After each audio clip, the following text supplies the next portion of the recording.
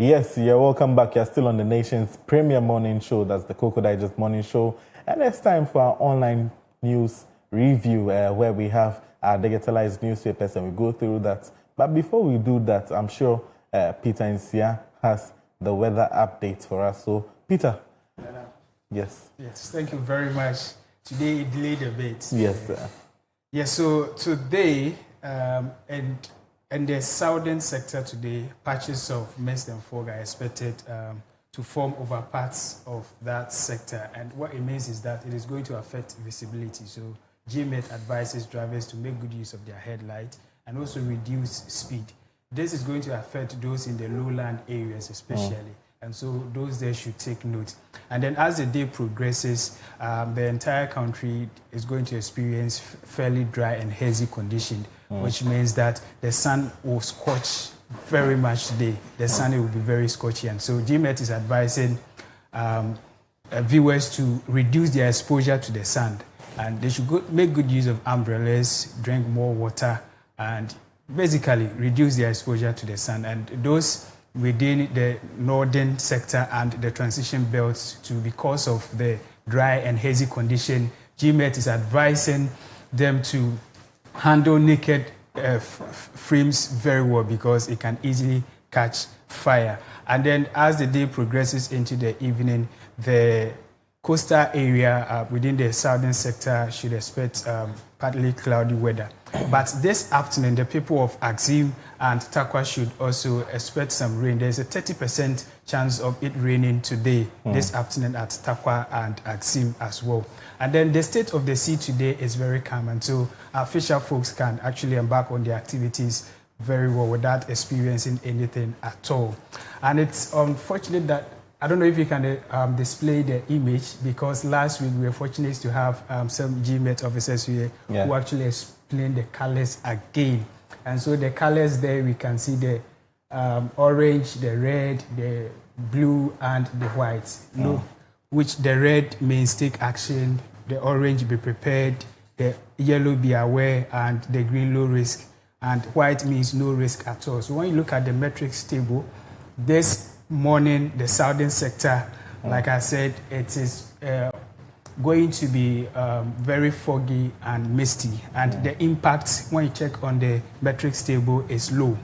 And so it means that low risk. It doesn't mean that you should just be there. It means that at least you should Once there's a risk, you should actually brace yourself up. Exactly. Shore yourself up. Exactly. And then when it comes to the sunny condition, which is actually going to take over the whole part of the country today, the risk is medium as well. Like I stated earlier, people should reduce their exposure to the sun, especially market women and all that. They should make good use of their umbrellas and whatever. Like I stated also that during the evening hours, parts of the coastal, the southern sector, that is the coastal and forested areas, should expect partly cloudy condition. And I want to stress on it again. Today, the weather will be very, very hot. And so if you are now leaving your house, make sure that you don't wear something that is heavy to get more heat. And basically, that is all I have for you today on the weather forecast. Yes, thank you very much, Peter, for that adept or in-depth weather forecast for us. And then a kind reminder, or maybe the bubble has already been best.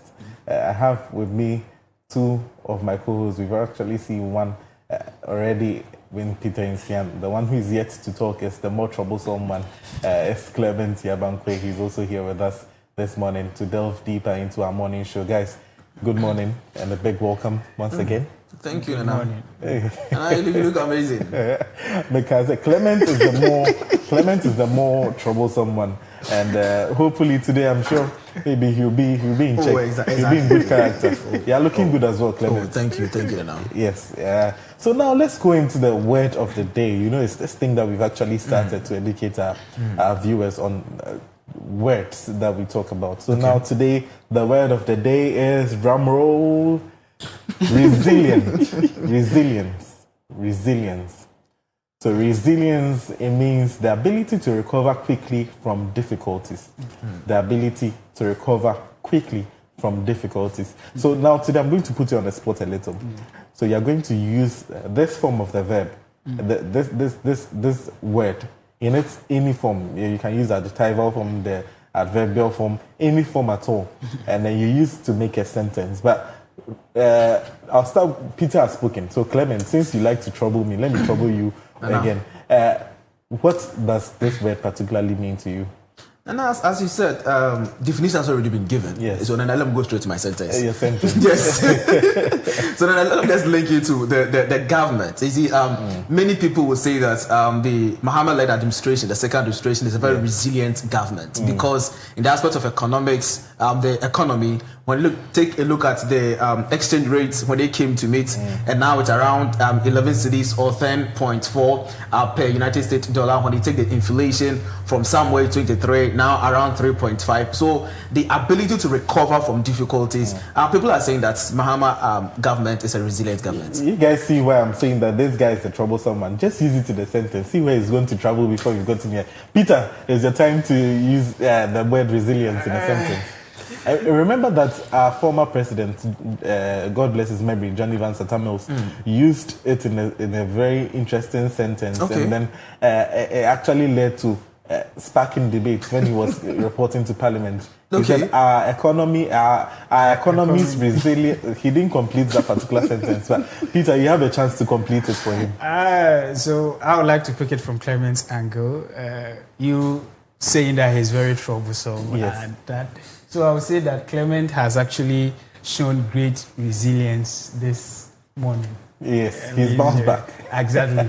Despite all that you put him through, he has been able to. But then I have exception to that. But we'll talk about that behind the scenes. Now let's actually look at the word resilience and then with it back on our screens. And now travel down in memory lane. The word resilience means the ability to recover quickly from difficulties. The ability to recover quickly from difficulties. Clemens gave a splendid example. And then now let me travel down memory lane way back to the 17th century, where the word was actually brought into the form of English, because it's actually originated from Latin, the Latin word resileri. That is where it actually emanated from, and then it now became what we call as resilience. The resileri in Latin means to recoil or to bounce back. So to recoil or to bounce back. That was the actual meaning of the word, and was now imported into English language, and which we have it today as resilience. So that is the word of the day. So if you haven't learned anything at all on the Koko Digest Morning Show, even before we start going into our newspapers, you know that you've learned the term resilience and its meaning, the ability to recover quickly from difficulties. Guys, thank you very much. You did a splendid one on the word of the day. So now we'll be moving into our newspapers, our digitalized newspapers, newspaper items, before we actually move into the topics that we have for today. So I'll start with you this time around. Peter, what do you have for us? I have the business graphic, and on the front page of the business graphic, the big announcement or information there is BOG tax banks to diversify income sources. BOG tax banks to diversify income sources. And then we also have CSIR appoint Dr. Daniel Akwe as chairman of Crop Research Institute Board. So that's basically the two news of the graphic. We are also seeing on our screens, I'm seeing some three people at the top post-up. Can you touch on that a little bit? So the first on by far left is Professor Sam Enoch, Associate Professor, University of Education, Winneba, and the man in the middle is Isaac Simpson, Head, Financial Advisory and Equity Capital Market, Corporate and Investment Banking, Stanbic Bank, and the one on my far right is Godfred Abelbri. I don't know if I butchered the name. General Secretary, Ghana. Yes. GPRTU, that's Ghana Private Roads and Transport Union. Okay, so tomorrow there's actually a breakfast meeting, Ghana Graphic Business and Stanbic breakfast meeting, and these people that you just mentioned will be one of the, or will be spearheading or leading the conversations when it comes to that. But Clemens, what do you have for us? Then I have the daily graphic, and on the front page of the daily graphic, the big story talks about government should enable economy. From the minority leader, we are yet to know the aspect of enable economy he's referring to. And you can get details of this story. Then when you go to the page 3 of the Daily Graphic, you get details of the story. And the very top there, you see Koko International Airport revert to Accra International Airport. And you get details of the story at page 42 of the Daily Graphic. There's another story that says economy post fastest turnaround, page 16 of the Daily Graphic. That's the resilience you were talking about. Exactly. And 40 Ghanaian languages face extinction. That is page 13 of the Daily Graphic. And the last story there is teacher licensure exams not cancelled. That is from NTC, page 13 of the Daily Graphic. Yeah, there's an interesting one over there. Amongst all the ones that strikes me, as the 40 Ghanaian languages face extension. We'd like to know the study that actually brought that out. And it's very, very important to maintain our cultural heritage. Yeah. So it's something that we should actually follow up on, and I'm sure we'll be doing that. Yesterday there was a conference that talks about our mother tongue language that was held at British Council. That was yesterday. So I think that was where such kind of discussion pop up. But we will still follow and give viewers the latest updates on that. Yeah, definitely. I'm also glad that these days schools are kind of instituting teaching the local languages. Recently, we saw that Aguna or Hunter has been now approved by GES that they can actually teach those that language in that area. So I think going forward, already we have the Ashanti, the Twi, the Ewe, and all that students have been learning in their various schools. Like you said, we are in a way preserving our culture and taking our culture to the next level. Okay, all right. So that's quite an interesting one over there.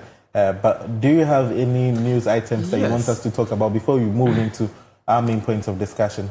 Yes, and I have a news item, and this news. It says police arrest 3 suspects after intercepting 152 bales of suspected cannabis at Asoko Esaman in Western Region. 152 bales. 152 bales. And I think our producer, they have the video over there. 152 bales. And the car was traveling from Koforidua.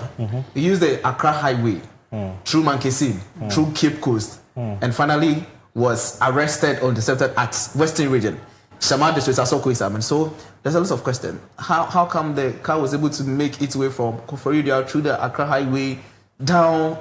So it goes to that point. And the confidence to actually carry that much load of contraband to travel that distance. That should mean that there are no how do I even put it? There are no visitors to this particular thing. It's best. And it was even. It's not like something that you could see they've covered it in a way. I wish the video will be on the screen for us to see. It's just in this normal sack. A normal sack, and they've sealed it. And you could see the items from the video. I could see the items. I was wondering that it couldn't detect from onset till it got to that barrier before. And when you listen to the police commander was briefing the media, he told you that an amount of 69,000, alleged amount of 69,000 was offered to the police officer who was on duty that very day, but he rejected it. 69,000, yes, was offered to the police officer on duty on that very day, but he rejected it. That's a very good. Yes, very good commend him for that particular action. Peter, what's your take on this particular one? I know it's not a story. Yeah, for me, I would say that there's a system failure. We have like you said, it went through towns. We have security checkpoints on almost all our major roads. So how come these security checkpoints were not able to identify this, and it got to that side from the capital through to the Western region? It means we have so many people who have to answer questions. Those are the checkpoints, because like for them to even bribe a police personnel, a security personnel on duty, knowing very well that what you're doing is not right. You want to go, and they should deal with the corporates. They should deal with the corporate to serve as a deterrent. It means that some of these things have been happening. We sit here and we talk about narcotics, we talk about illegal drugs, and we wonder how these drugs get to the rural areas, the communities.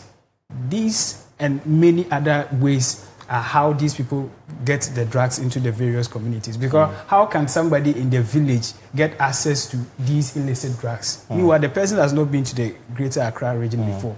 So it means that there are people who are behind the illicit transfer or travel of drugs into the communities, and this should serve. They should punish the culprit to serve as a deterrent. So Clement, following up on that particular story, was there any points that they mentioned where the drugs were transiting to? Yes. Was it going outside the shores of Ghana? Exactly. From the police commander, it's going to Ivory Coast. So from Koforidua through to Western region, through Western North, then it enters Ivory Coast. So that begs the question that we have to be checking our borders when it comes to these things. But if, in your opinion, both of you, what do you think the security forces, what do you think the police, what's their role in all this?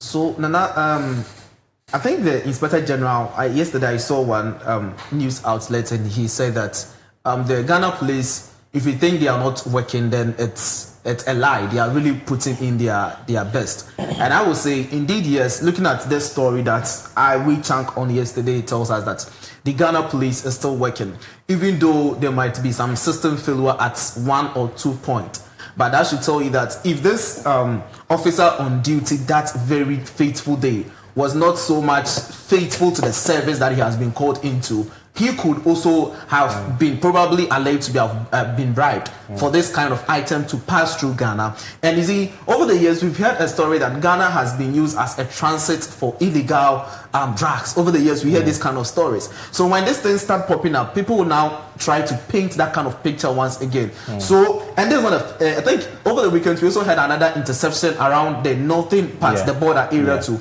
also close a huge number of drugs being intercepted. So I think that our security agencies are doing well, but they should speed up their game. Because why should drugs like this travel from Koforidua all the way through Accra, through the various barriers that we have, police checkpoint that we have on Cape Coast Highway, till it goes to Asoko Saman? That is where the question is. That's interesting.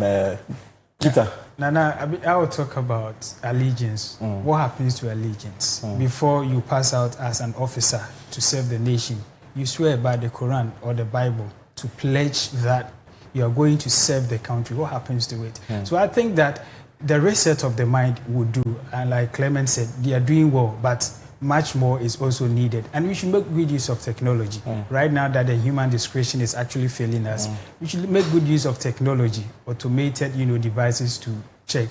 And then we should get well committed, people who are committed to doing the work.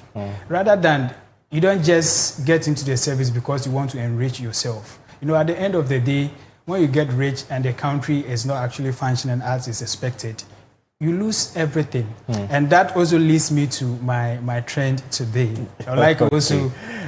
we would have to be snappy about that because our time is gone. So on February 19, 2026, the GRA announced the interception of 12 articulated trucks on the Dawenya-Tema Road, which were part of a larger consignment of 18 trucks that had been cleared to transit through Ghana.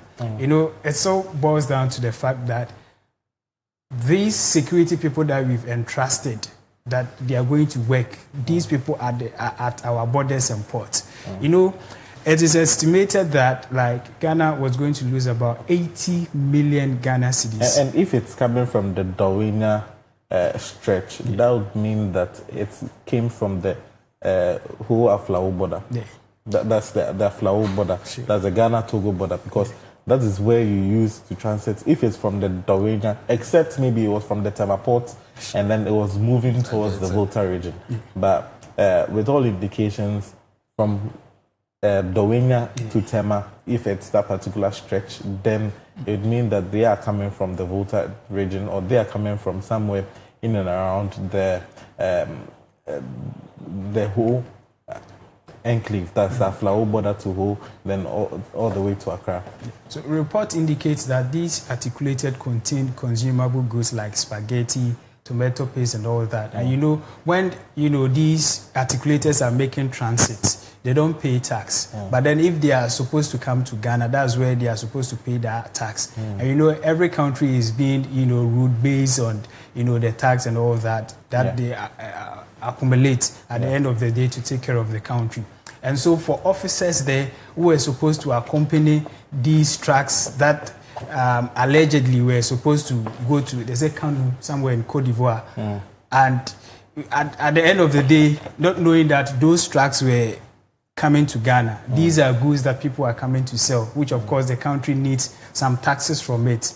And some people somewhere sit down, take some money and allow them to get into the country illegally. Are we doing good or harm to ourselves as a country? We need money. Are we doing good or harm to ourselves in this country? You can let us know your thoughts as well. Send us a text message on WhatsApp at 0500500421. The number is displayed on your screen, 0500500421. I'll be kind enough to read them for you. We are also streaming live on Facebook and on YouTube as well. When you go to Facebook, you search for Clock TV, you'll be able to watch us live and in color. If you go to YouTube as well, search for Clock TV, you'll be able to watch us live. Now we'll be moving on to what we have prepared to discuss. We are talking about rising hooliganism in schools. Now there's a backstory to this particular one that has prompted us, or that has prompted the need for this all-important discussion, where an individual was unfortunate to have met his demise because of inter-school rivalry sports. We have videos of that, but before we do that, Clement, can you touch a little bit of the backstory for that? Yeah, so Nana, this incident happened in the central region, Swedro Business School. Short, they call this Sebus or Sabas. And a bit about intercore, as we all know, in terms of athletics. And the reason why all these things organized is just because governments want to pick the young ones who are very good in all these areas so that they can compete on the international level for the country, because that is the main reason for this intercore and everything that we do. But unfortunately for this time around, there was an incident between one institution and one school, and this student who was actually stoned was from, if I get the name right, Obretre Senior High Technical School, and that's of the Swedro School of Business. So the student who was being beaten or stoned was from Obretre Senior High Technical School. And we are yet to know the real issue that led to this kind of confrontation or this kind of misfortune or this incident that we actually saw on screens over the week on the 19th of February. That's when this incident happened. And after this incident, we have received a lot of information from the Ghana Police Service, which says that there is investigation ongoing into this matter to make sure that all the people that were seen in the footages are going to be arrested. We've seen information from Ghana Education Service, the Central Region Directorate, that they are putting holds to all intercore activities in Central Region. There's a saying, say, though this is an aspect of one of the zones in Central Region, but it has affected the entire Central Region inter-schools that we have. So now, this is actually the background to the story of the misfortune or the incidents that we recorded during the intercom. Yes, thank you very much, Clement. And we also have images of that, or footages of that particular one, which should be coming on your screens shortly. But also a reminder that the CID boss, Madam Lydia, has also opened an inquiry into the situation and has said that she demands a response from all parties concerned within 24 hours. That is, within 24 hours, we are expecting. That's by the close of day today. We're expecting some response from there, because that particular one is very, very unfortunate whenever anything like this happens. Clement, now let's take it back a little. Maybe I'll start with you, Peter. Do you generally think that there's some pressure on students to uphold certain reputations that the schools are given? For instance, we all know that there are certain schools that are noted for instance, you know that St. Augustine's and Accra Academy are noted for producing very good footballers. We have the likes of Michael Eason, we have the likes of Asamoah as to testify that. So do you think that in the negative form, where you know that certain categories of schools, let's say technical schools are noted to be rowdy. So whenever you are in a technical school, you have to live to that particular reputation so that you are not considered a weakling. Do you think this is one of the issues that is wrong with the Ghanaian educational setup? Absolutely, Nana, because like you rightly stated, gone are the days when, sports is actually meant to unite us. Gone are the days when we have inter-schools. That's when you get to meet your old friends and all of that. But like you rightly said, there's this rivalry that there is a reputation that each school needs to protect. It's not even for only football alone. When you take the science and maths quiz and all of that. Yes, so we have the positives and we have the negatives. And then each school, whether you like it or yes, has this kind of mark that this school is known for this school is known for this. And then, for every year, there are some kinds of students that we get. In terms of academics, there could be a year that the batch, they are so brilliant.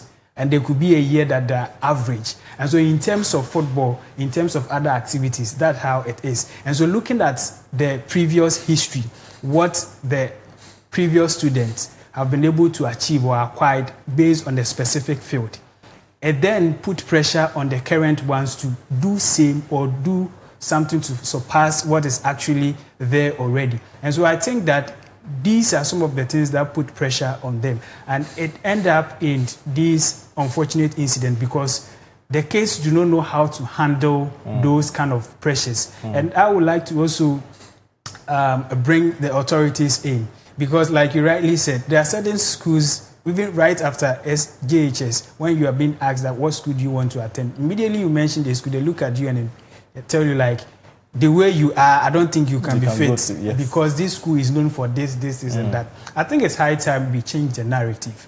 And so if there should be rivalry, it should be, how do you call it? A rivalry that wouldn't result in, deaths and injuries and what have you. And so for me, I think that those rivalries are good, but then the way it is tending to be, that is what it's very worrying because like you stated, Accra Academy has produced, a legend, and other schools are also looking to that. And so there's nothing wrong with it when it is time for inter schools, and then we think that school A also has equally a good player as compared to school B, and there's this kind of argument and all that. When it's a safe argument, there's nothing wrong. But when it escalates to violence, that is what the issue comes in. But I think that school authorities should also be held accountable for some of these things because, when you are in school, you're not on your own. You're being guided by rules and regulations in the school. And I think GS also has a major role to play because we know there are code of conduct for students, teachers. What about students?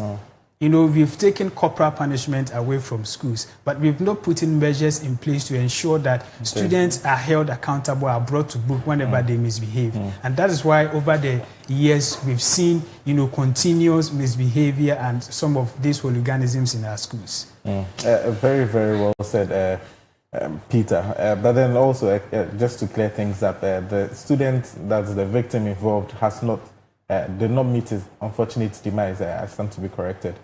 So the victim was in a critical condition, as I should have said, but did not die, fortunately. So now, Clement, same question to you, but there's a school that we know in Accra here.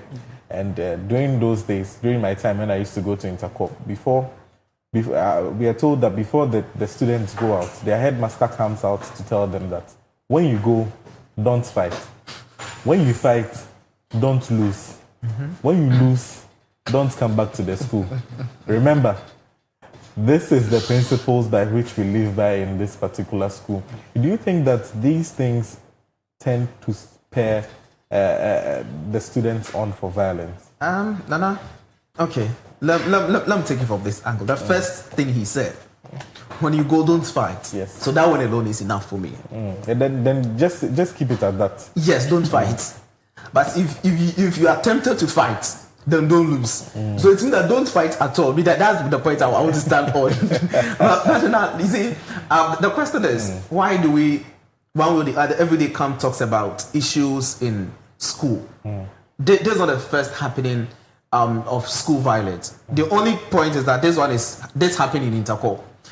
I think early this part or late last year, we were talking about a situation where students attack teacher for ensuring that the writing is done during examination because they wanted to copy or whatsoever, and students attack the teacher. We start here, we talk about it. We've seen a situation in school where students were having videos and all manners of things in classrooms. And we've had a lot of reports happening in schools nowadays. So the question is, why are we experiencing this kind of things in this time, in this season? Is it that something was supposed to be done previously that was not done? That is why we are seeing the things happening today. There's a saying that's an idea will be duebiano. Embrace abaso like ube swaba. Let's put that way. It's just a tree in down back. When matters like this come and tree in down back. So when issues like this happen, it means there was something that we were supposed to uproot as a country, but we didn't uproot it. We just prune it. And after pruning, the thing has now come back and we are complaining. No, there's not the time to complain. There's the time for us to go back to the roots, to uproot. Because when we fail to uproot, that same tree will now come back to harm us tomorrow. What is the point now? Now let's look at our institution as a country, as Ghana, the school institution. Gone are the days that you can't misbehave in classroom. You can't even speak against the teacher. But now people do it. And they don't go, they go freely. So if even in school I'm doing that and I'm not punished, how much more Interco? I'm not on campus. That's a perception. Because at the four corners of my school, I do this and I go unpunished. So I'm now at the stadium or I'm now outside the school. So let me just do whatever I'm doing. And they believe they'll go unpunished. What does it mean? It means that in terms of putting students on track, in terms of making sure that students do the right thing, that is where we are lacking as a country. Because now everybody thinks they can do anything. We are talking about the issue of, for example, corporal punishment. It wasn't about doing something bad to a student, but making sure that students don't go against some rules and regulations. We are in this country where corporal punishment was being abolished for a reason or two. But a lot of things was being said. But till now, we don't really know the main reason why that corporal punishment was being abolished.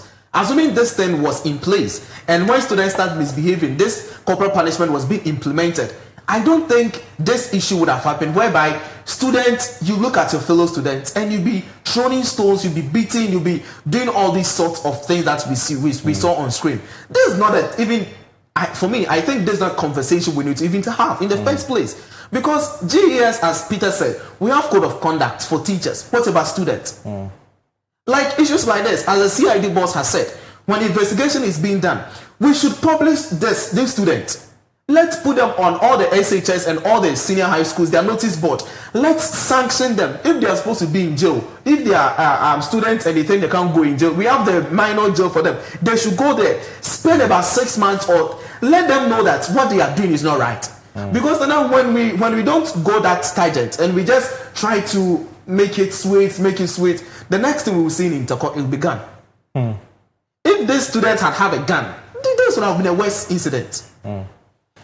Let's travel a little bit back into Interco. We all have been in Interco school, Interco institution before, whereby you see one school will start throwing pure water, and the others will also retaliate back. Sometimes it will be Jama, and others it was that kind of fun. But to an extent of that kind of stones is what we are just trying to say that it's not good. Now there's another angle that says that the old student of these various institutions to sometimes try to communicate in a way to the student that, for example, for let's say a school, we say that for us we don't lose Interco, or this school we have an issue with this school. So when they come, don't go to for them. Make sure you stand against it. So we need to separate the role of old student in Interco competition. So that when you go to the field or when you go to the stadium, where the students are sitting should be separated from where the old students are sitting. We have incidents where sometimes old students even wear the uniforms of their school's uniform because they already have it.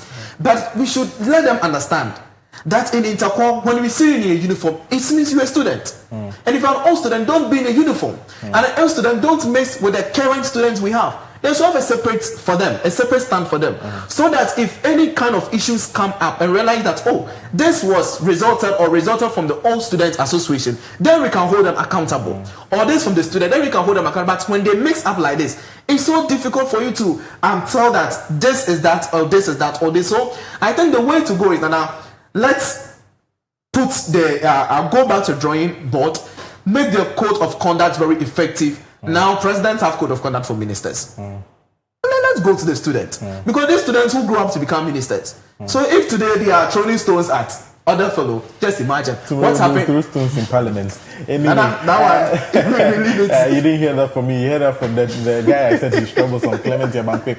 But if you don't have an idea of what we are talking about, we have videos of that for you. So just relax and then just look at what unfolded or what led to these particular actions that we are talking about.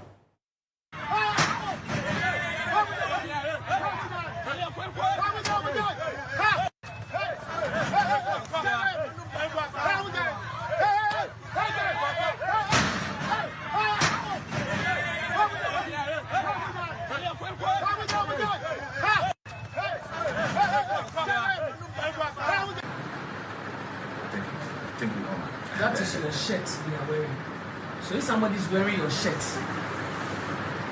that's why I wanted to start by saying, are you confirming that is your shirt or your uniform? Somebody has worn your uniform to create such a scene or to conduct himself in such a manner. It is giving your school a bad name. So I'm sure you are concerned that is your school shirt. That's because I wanted you to confirm that is your school shirt. So if that is your school shirt and somebody has worn it and is attacking a fellow human being in such a manner, as a school, you should be concerned to find out who are the people behind that shirt wearing it. Not so, to hand them over to the police. So I am mentioning now that I am giving you 24 hours to produce the people in that shirt who attacked the boy. In 24 hours starts now. Because as law enforcement, when incidents of this nature occur, and we have to investigate, we have to arrest, we have a number of ways in which we can make that arrest. But because this is a school environment, we are not going to adopt one of those means. That is why I'm giving you as school authorities that task to produce them. And if you fail to produce them, the means by which law enforcement employs to fish out suspects, we are going to adopt it. But because this is a school environment and other innocent students who were not part of the sports or were not part of that assault, because what we are seeing, it is not an act of indiscipline by students. It is a criminal act, which is clearly spelled out in our Criminal Offences Act. You understand? So if we are going to arrest people based on offences that are committed under the Criminal Offences Act, the police will not do what I've asked you to do to produce them. You will adopt means by which other people who are not concerned might be found wanting in it.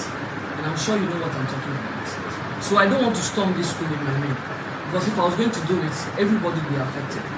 So I'm giving you that opportunity in 24 hours to produce the people in your shirt. Hand them over to the police, or else you will come here. So now I'm going to...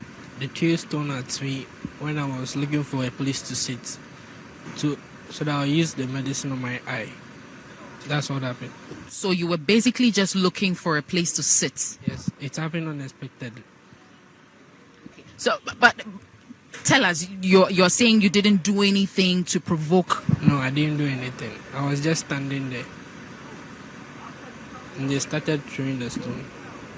What happened when they started throwing the stones? I wasn't looking. When I turned, I saw my colleagues running, but I didn't know what was happening. So by the time I realized, the stone came to hit me. So you're saying you didn't do anything to these particular students? No, I didn't do anything to them. What would you want to be done in this particular situation? I want them to be arrested and anything that the government wants to do to them. What's your full name? My name is Apakakovi Fiajibe. The tears thrown at me when I was looking for This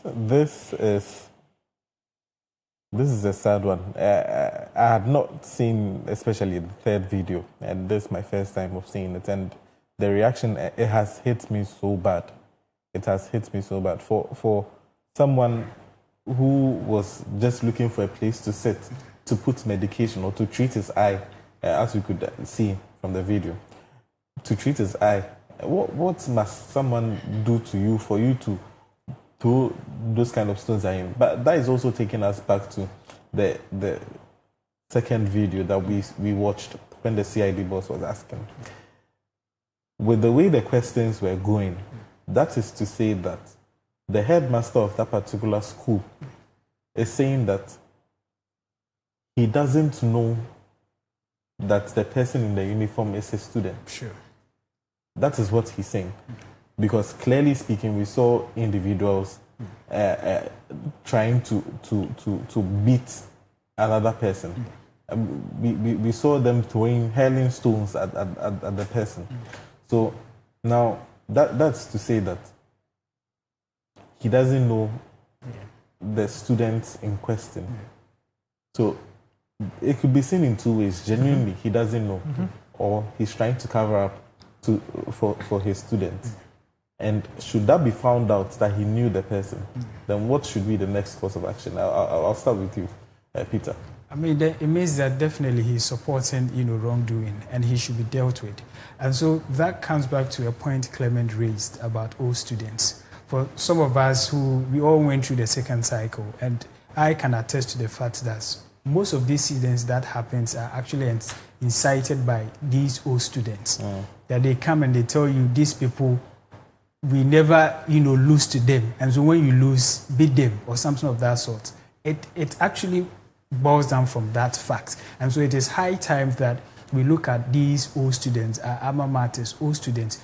They should be seen as, motivated. They should be seen as people that we are looking up to, and not people who actually incite, wrongdoings and all of that. But whether you like it or yes, with every batch, there are some group of people who were known to be rascals in the schools, and they never go away from the school. Every year, every tournament, every occasion, you see these people there, and they always have the uniform. Like you rightly said, it might be true that this headmaster do not actually know the people in their uniform, but once they are in your uniform, you have to account for that. How do we keep this situation? And that's where I agree with Clement that we have to go back to the drawing board. It is good to have a student who comes back to help with the school and what have you, but there should be boundaries. And so that I'm not generally saying that these students or the people we saw in the video are actually old students, but looking at the previous happenings, what has transpired over the years, and with my experience, I can boldly say that it can be 70% true that the students or we saw doing that thing are, old students. And then with what the guy was actually explaining, it is very true. I've actually experienced that thing before. It was some people who rescued me because of the uniform I wore. Because the school, at that time, it was inter-schools at Takra, a Sipon Sports Stadium, So there was this school that when it comes to football, it was my school and that school. And then after that day, we won by, 3 goals to 0 or something. And so it became chaos. And so when they see you in that uniform, they will just attack you for not doing anything. You don't have to do it. They will just attack you, beat you, and let you go. And so these are things happening in the school. And I like the point the CID is coming from. It shouldn't be left how it is. They should dive into it, get the corporates, punish them to serve as a deterrent. And then I think they should structure this whole second cycle institution very well. And also we can't talk about this without talking about what happens in our communities. Sometimes broken homes and some of the things that we see in our various communities. Let's go down to our various communities where we have gala competitions, Christmas, games, festivals and all that. What do the youth in the community do? What they do there is what some of these students emulate, take it to school. Because in my area, whenever there's a competition like this is how it ends. And nobody is held accountable, nobody is punished for doing something wrong. That's and so the person thinks that I can also do same in the school. And they end up, inciting innocent people to do that. But the young guy we saw, so innocent, just went to the field to, cheer up his school, not knowing this is going to happen to him. But Clement, the CID boss also mentioned that this is not going to be treated as a school offense. Yeah. It's a criminal act. Yeah. She kept mentioning it. She mentioned it at least 4 times, that it's a criminal act. It is a criminal act. It's a criminal act. What sanctions or what's the approach that we should actually take to this? Because the 24 hours elapses today.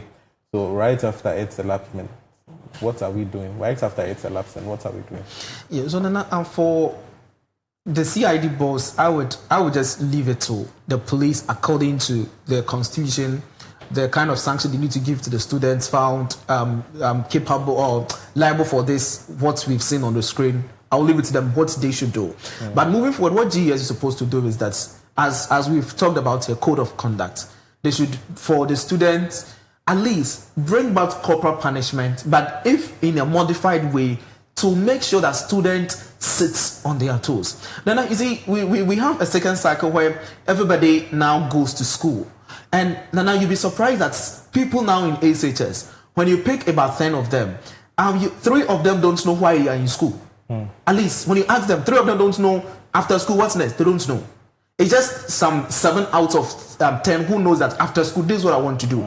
The reason being that they have the perception that everything in the second cycle is free. So let me just go some because my parents says I should go. I've had a conversation with a child or a student who have told me, say, Uriye school say, this child will run back home. Why? We're trying to say he doesn't know why she's staying in school. But those days you don't do that. You stay till the very last, and the housemaster will come and sack before we all move. Until then you don't go. You scrap and do all this before you go. But now that's not what we see there. So I think that the discipline is supposed to come back. But the way to bring back the discipline, the GES to go back to the drawing board and do that. The next thing, I think Peter was making a reference to Gala, a very quick one. There was a report last year in Wasa East District. There was a gala competition organized for the primary school, the JHS school there, between one community.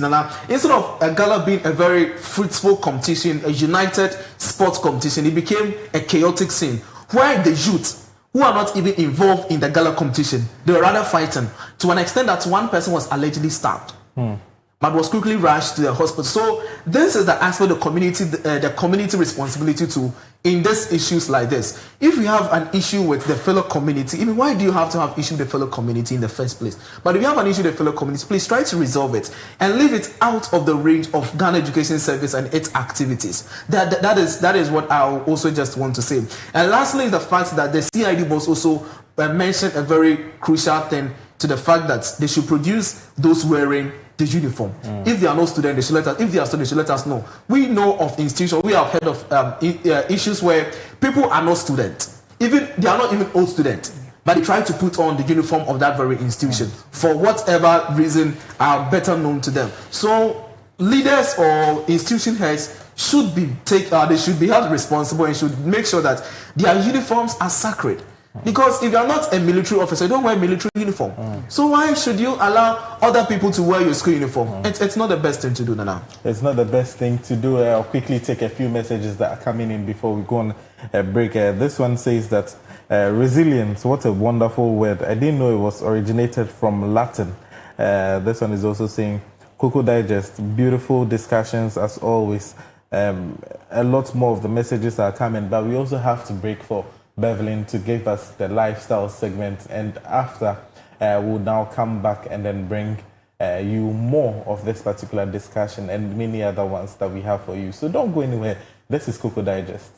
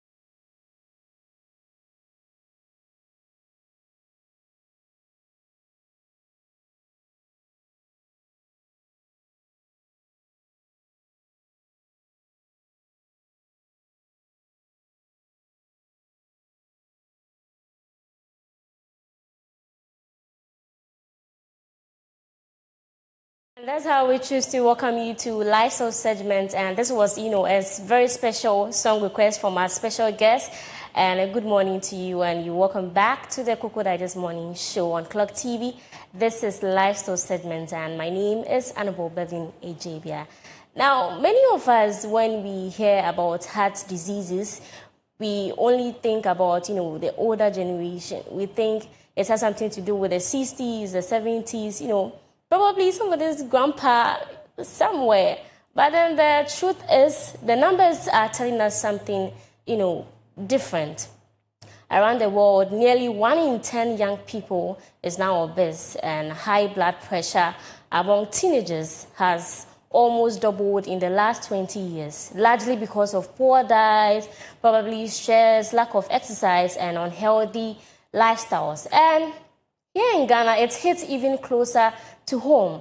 A national survey shows that over 15% of adults are obese. Nearly 7% are living with diabetes, and about 26% have high blood pressure.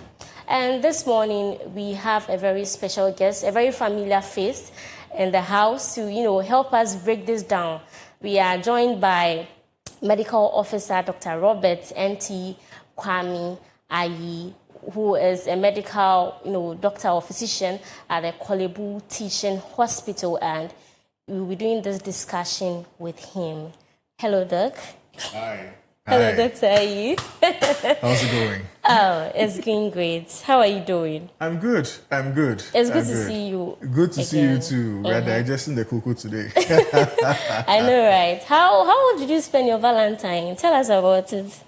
Oh, I'll tell you after the show. Oh, no, we want to know before, we transition into today's topic. Just tell us, did it go well, or you were gnashing, you were home somewhere crying?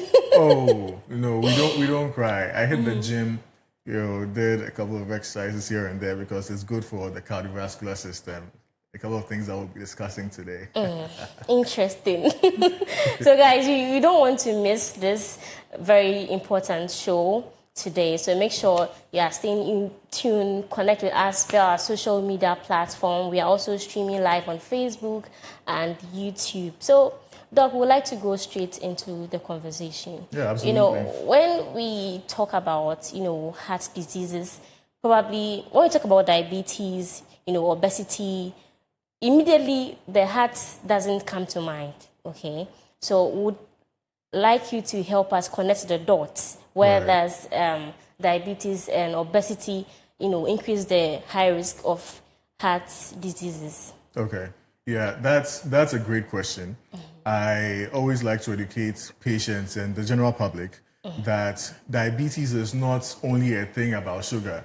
So many people are just interested in the sugar. And even as clinicians, we do not approach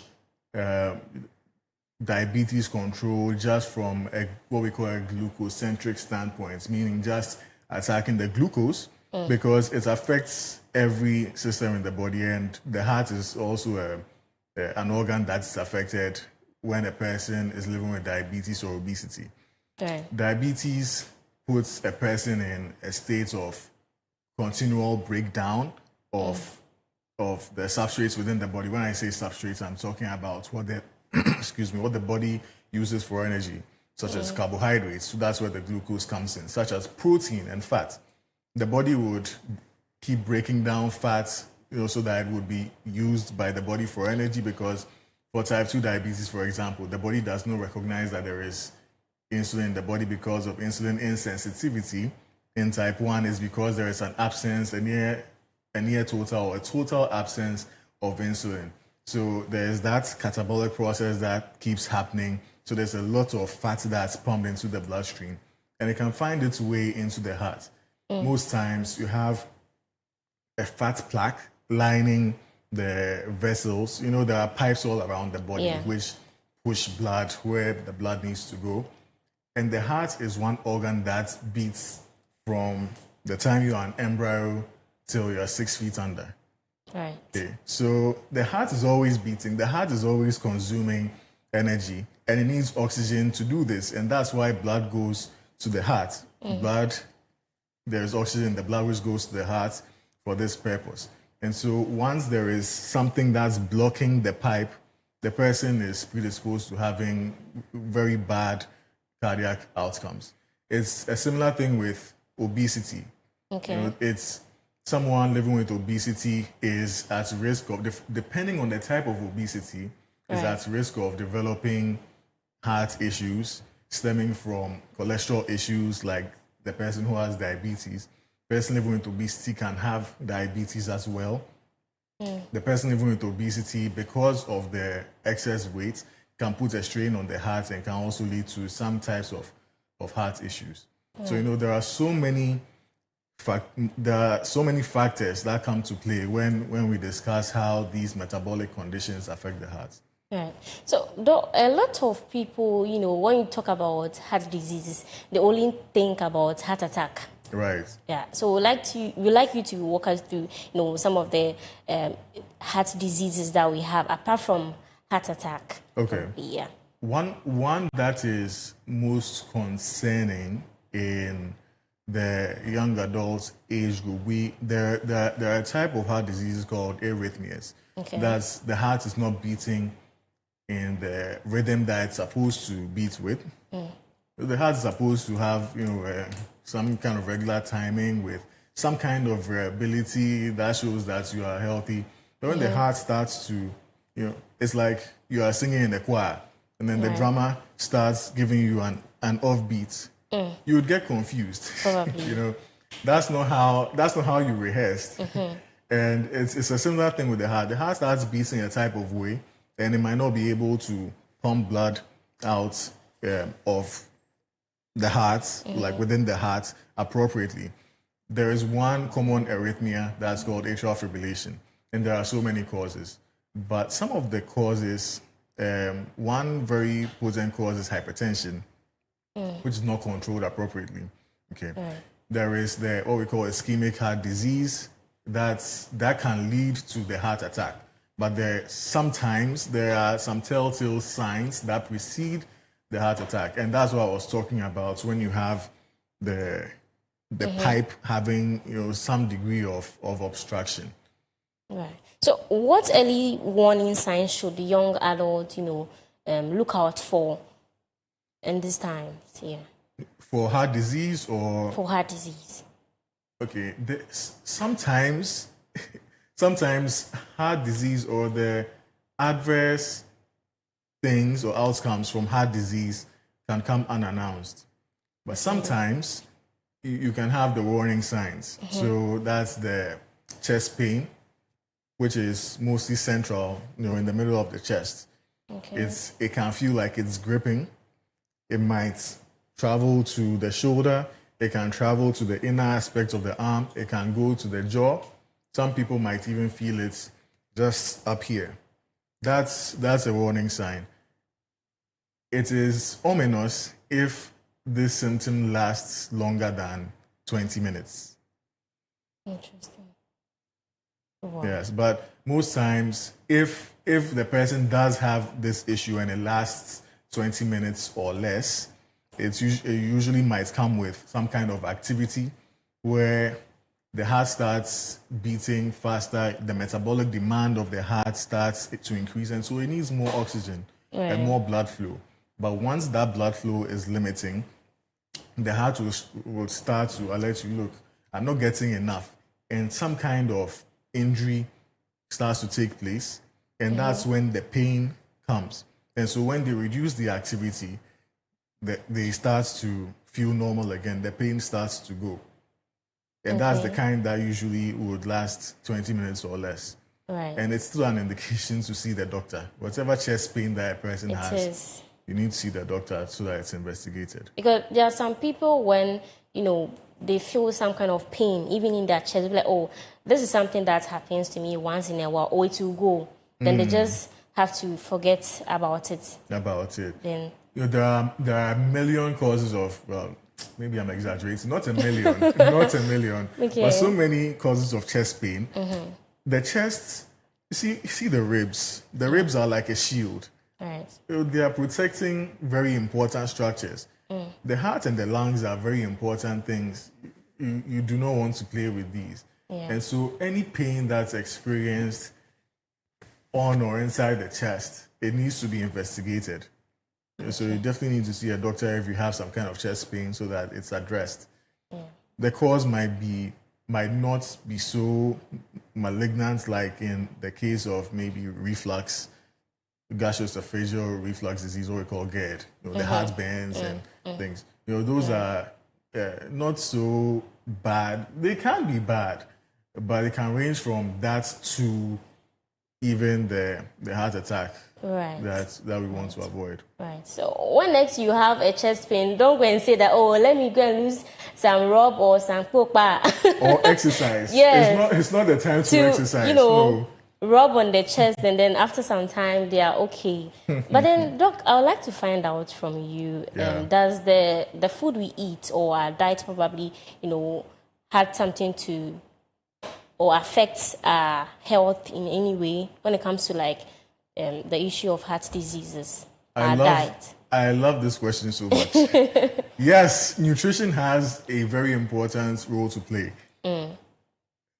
It's commonly said that you are what you eat. Exactly. That largely is true. There are so many ways that nutrition impacts health. Okay. We can start with carbohydrates, for instance. Now, we have so many ultra-processed foods on the market, whereas ultra-processed protein or ultra-processed carbohydrates. Ultra-processed carbohydrates have some chemicals in there which can affect the endocrine system, what we call endocrine disruptor chemicals, EDCs. Aside this, they are also depleted in fiber. So they are fiber depleted. They don't have sufficient fiber in there. And it's the fiber that really helps regulate how quickly or how slowly the glucose gets absorbed into the bloodstream. Because if at the last time that I came, I talked about how people can ingest fiber depleted carbohydrates, and that will shoot the sugar, and so insulin would have to peak. You're stressing the pancreas to keep pushing the insulin up. But when we eat simple carbohydrates all the time, it sets up a cascade of bad things within the bloodstream, where there are some processes that lead to inflammation that happens within the bloodstream, not only in the bloodstream, but also in the brain. Now, these things have a way of eventually causing some kind of insulin resistance. There is also the kind of fat that we eat. Excess fat in the bloodstream is toxic to parts of the pancreas, what we call lipotoxicity. And excess fat intake can lead to excess fat storage through some downstream biochemical processes.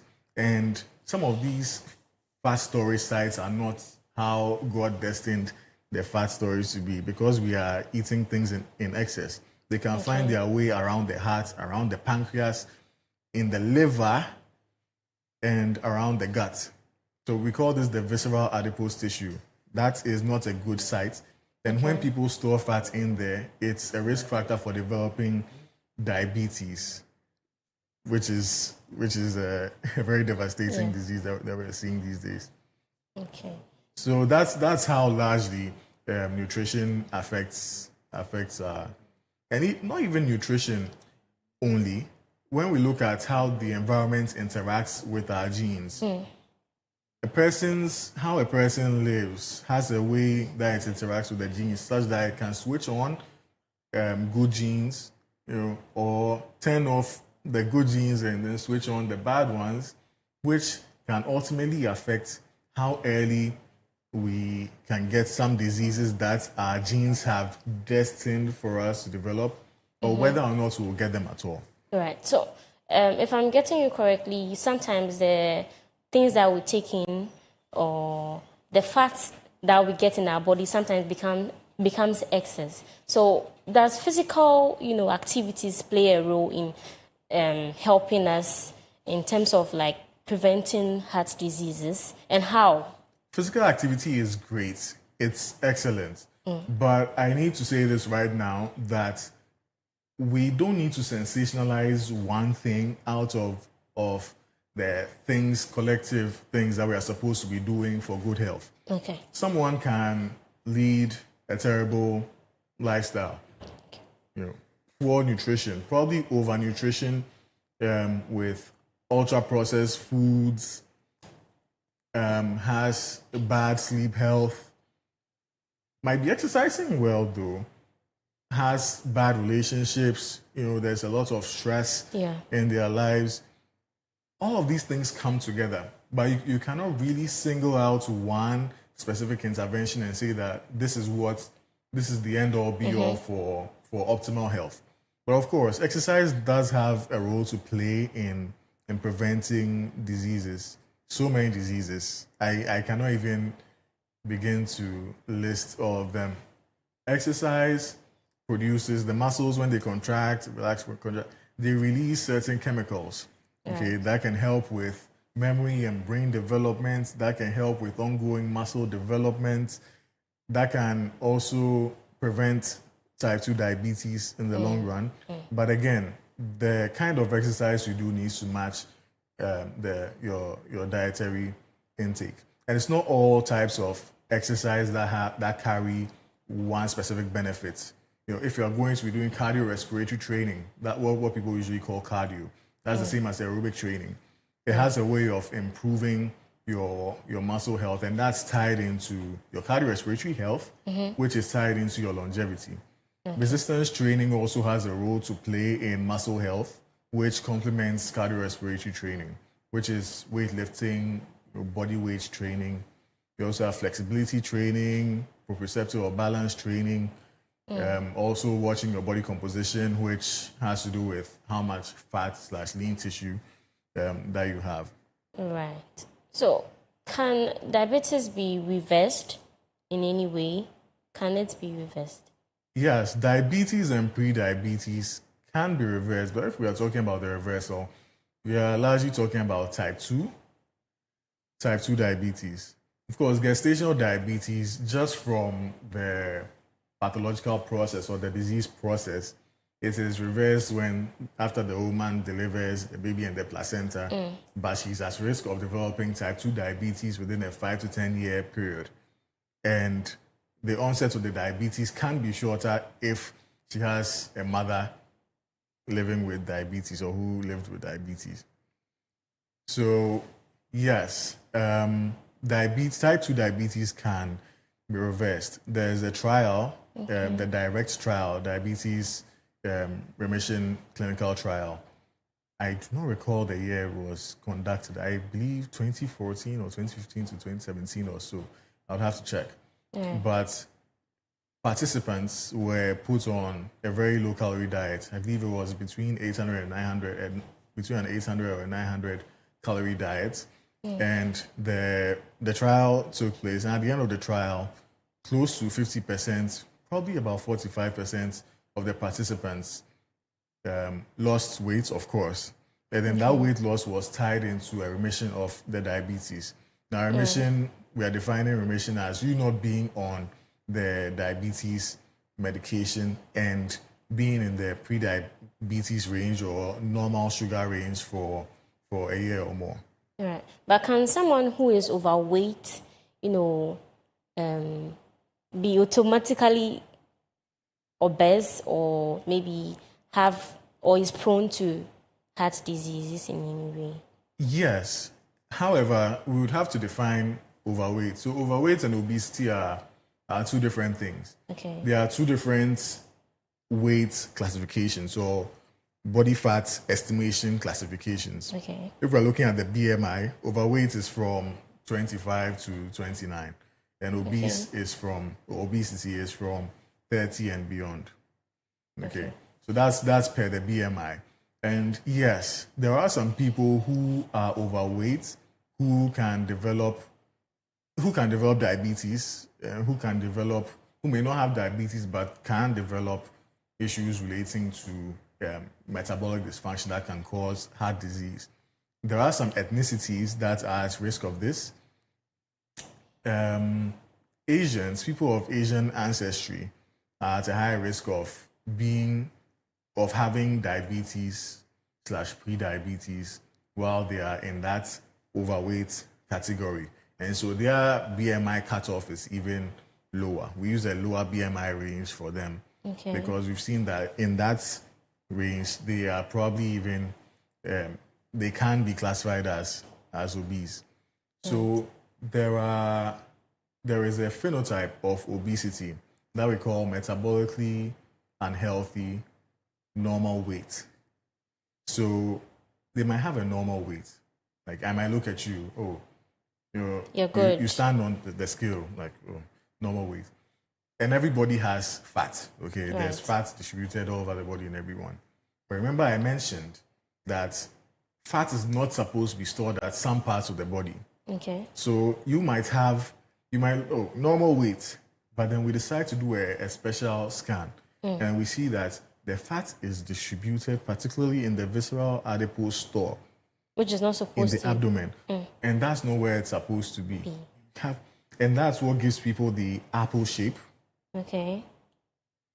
Whereas people who have the pear shape, that's wider hips, but then slim in the middle, right. They are less at risk and have a better cardio protection. But that's a different conversation. Yeah. So yes, someone with a normal weight can have abdominal obesity and can develop diabetes or any kind of metabolic dysfunction that can predispose them to having heart disease. Interesting. So, Doc, how often should young people, visit the hospital to do their regular I can see you're very worried. I'm very, very worried because, there are some people that schedules wouldn't even permit them. They only go to the hospital when it's critical. Right. Okay, that's when they even get to check their weight. Oh, so last year I remember I was this weight. Oh, I've gained weight. You didn't see yourself in the mirror. But how regular should people do their checks when it comes to their cholesterol, their blood pressure, their sugar levels as well? Right. Okay. Once you hit 35, it should be a regular thing that you do. If you are at risk of developing if you're high risk of having diabetes, so you have hypertension, you smoke, there's a family history of diabetes. So a parent has diabetes. We're looking at first degree relatives. So a parent has diabetes. Okay. If the mother has it, there's a higher risk. If both parents have it, very high risk. Okay. If there are other metabolic conditions that the person might have, like let's say PCOS, or the person's living with obesity, the testing for diabetes or the diabetes screen has to be done more regularly. Right. So yearly or once every 2 years, as well as the cholesterol checks. Right. So I would like to know what lifestyle, changes are most effective in reducing heart diseases. So many things. Right. So many things. From a nutritional standpoint, we need to eat a balanced diet. Okay. A balanced diet, I talked about the healthy plate the last time, the CDC healthy plate. If you have a round plate and you divide it in two, half is for vegetables, and mostly we're looking at foliage. So vegetables that can pack in the bulk, on top of which you can throw in the others. So it's really great to add the leafy vegetables. So you can have cabbage or broccoli or asparagus or Brussels sprouts or cauliflower or lettuce. So you have so many options, on top of which you throw in the other thing. So that's half of the plate. Now the other half, divided in two, you have carbohydrates and protein. So of equivalent volume. The carbohydrates, we are looking at whole foods, okay? So not the ultra processed foods, but looking at whole foods. And when you combine, let's talk about the protein. So the protein, we're looking at lean protein. Animal products are not bad. Meats are not bad. Okay. However, they do have a considerable amount of saturated fats because our human body stores most of the fats as saturated. Right. And saturated fats are not good for the cardiovascular system. And so that's why we advocate that, yes, it's great to eat the meat, because also it has a lot of iron and so many other minerals that we need for the body. Okay. As we do that, we should also eat some fish, so some meats, some fish, especially the oily fish that have the good fatty acids. We're looking at the POFAs, polyunsaturated fatty acids, because those are great for the cardiovascular system versus the saturated fats. Yeah. So when you combine the volume of the carbohydrates with the volume of the meats or the protein, that equals the volume of the fiber that you need to ingest. Right. So, Doc, on the nutrition, I would like to ask again that how can young people, manage their cravings, especially when it comes to females? I don't know. I can only speak for my people. Yeah. Oh, yeah. So I know what you mean.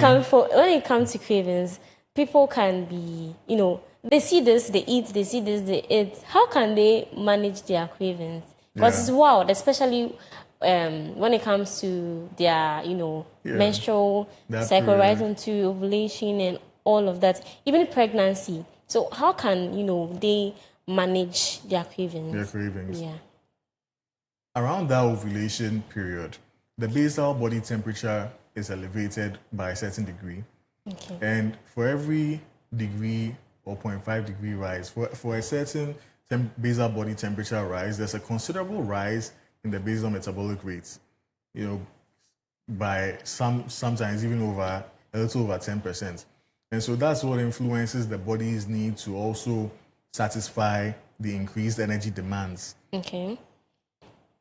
Most times, cravings, a lot of the time, cravings come from, we have different reasons why people have cravings, And there's also food noise, obesity, but that's another discussion once again.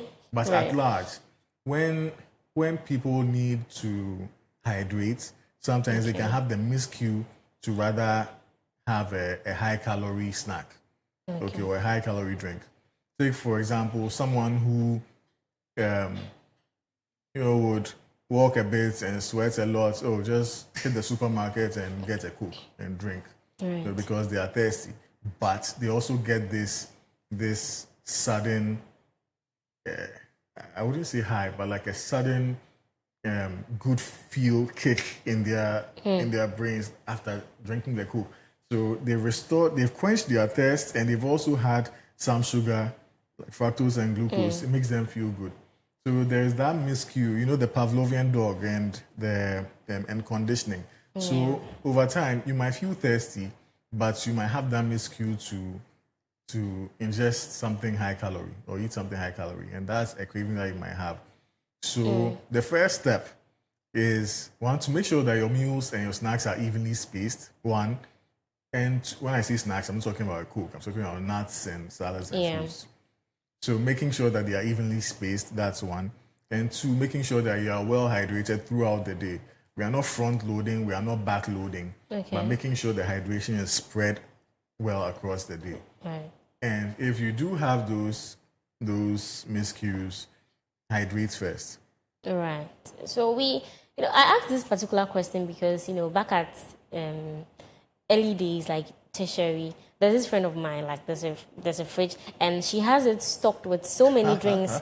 And at any point in time, by the time you realize everything is like finished in the fridge, and I asked myself, is it because of her cravings, or probably I don't know whether it was, maybe she was angry, or it was just cravings, because you could just go for meals or food that would make you, satisfied, instead of you taking like the sugary stuff. Right. Yeah. She could have been stressed. There are so many things that influence a person's food behavior. Right. It can be from a cultural standpoint, how they were raised, their nutritional environments growing up. It can also be due to stress, because stress causes a rise in a hormone that we call neuropeptide Y, which can make you want to eat something. And so that's what we call hyperphagia, that's associated with stress, and it can make a person gain weight as well. So stress is a potent cause of excess appetite, but not in everyone. Right. So, Dr. you would like to, have your final words on the topic here. Yeah, on the topic. Yeah. My final words would be, we've had a good discussion about heart disease, and that's good. But I want to talk about obesity to wrap up. That obesity is not a thing with willpower. Right now, we know that it is not a thing with willpower. A person can try to do X, Y, and Z, whether or not they're in the right system, but would still have the excess adipose tissue or the fat mass. Please do not discriminate against anyone living with obesity, because it's not an easy thing. The best thing you can do is to provide a supportive environment. Thank you. Thank you so much, Dr. Ayi. We are really pleased to have you on the show. And we have some birthday celebrants, so I'd like to have the birthday segment to celebrate them. I heard today was your birthday.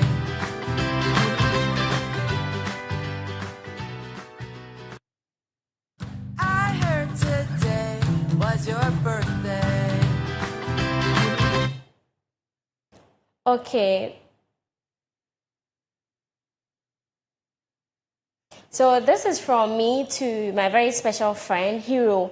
And I pray that the good Lord who lifted David from the fields to the throne will lift you beyond your imagination. May you be a man after God's own heart, and may favor surround you like a shield. Now, this new age will announce you. This year will reward your loyalty. This season will crown your efforts. Happy birthday once again, Michael Amwa, aka Hero. And so back to today's show, we've learned that heart diseases is not just about age, okay? It doesn't matter your age. It's all about, the awareness, the small exercises, you reduce your sugar intake, you move your body, you make sure, you manage your stress by sleeping better. And go for regular checkups. You don't always have to wait till you are sick before you have to visit the hospital. Now, these small decisions today can prevent, life-threatening complications tomorrow. Your future self will even thank you. And always remember that healthy living is about balance. Just as Dr. Ayi said, when you do decide to, give yourself some treats today, make it fresh and satisfying with Afri Fingers. They are located at Medina Zongo Junction, serving, sumptuous meals, dishes, and more. They are open from 12 p.m. to 10 p.m. You can also find them on social media as Afri Fingers across all social media platforms. And once again, this has been Lifestyle Segment on the Koko Digest Morning Show. My name is Annabelle Bedlin AJBR. And as always, love and light all day, every day. Have a good day.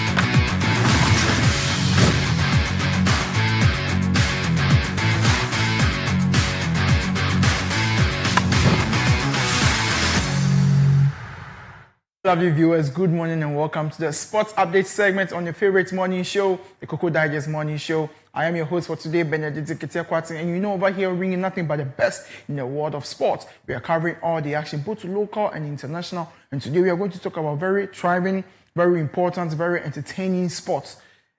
First of all, let me speak about the La Liga. I mean, over here a week ago, I was here with Benito on the Clock Sports, and then yes, I gave him a prophecy. Let me put it that way. It wasn't direct prophecy from God, but I gave him tactics, very tactician plan of what is going to happen in the La Liga league, and of course, something spectacular is happening.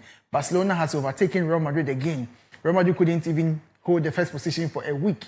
It shows how poor they are. But then, of course, this is what happens when you're not good, when you're not prominent enough, when you're not fully prepared to overtake Barcelona. So kudos to my team, kudos to my boys, FC Barcelona. Let's move on straight to the stories for today. So GFA secures Dr. Prosper Nate Ogum on 2-year deal to lead new era for Black Starlets.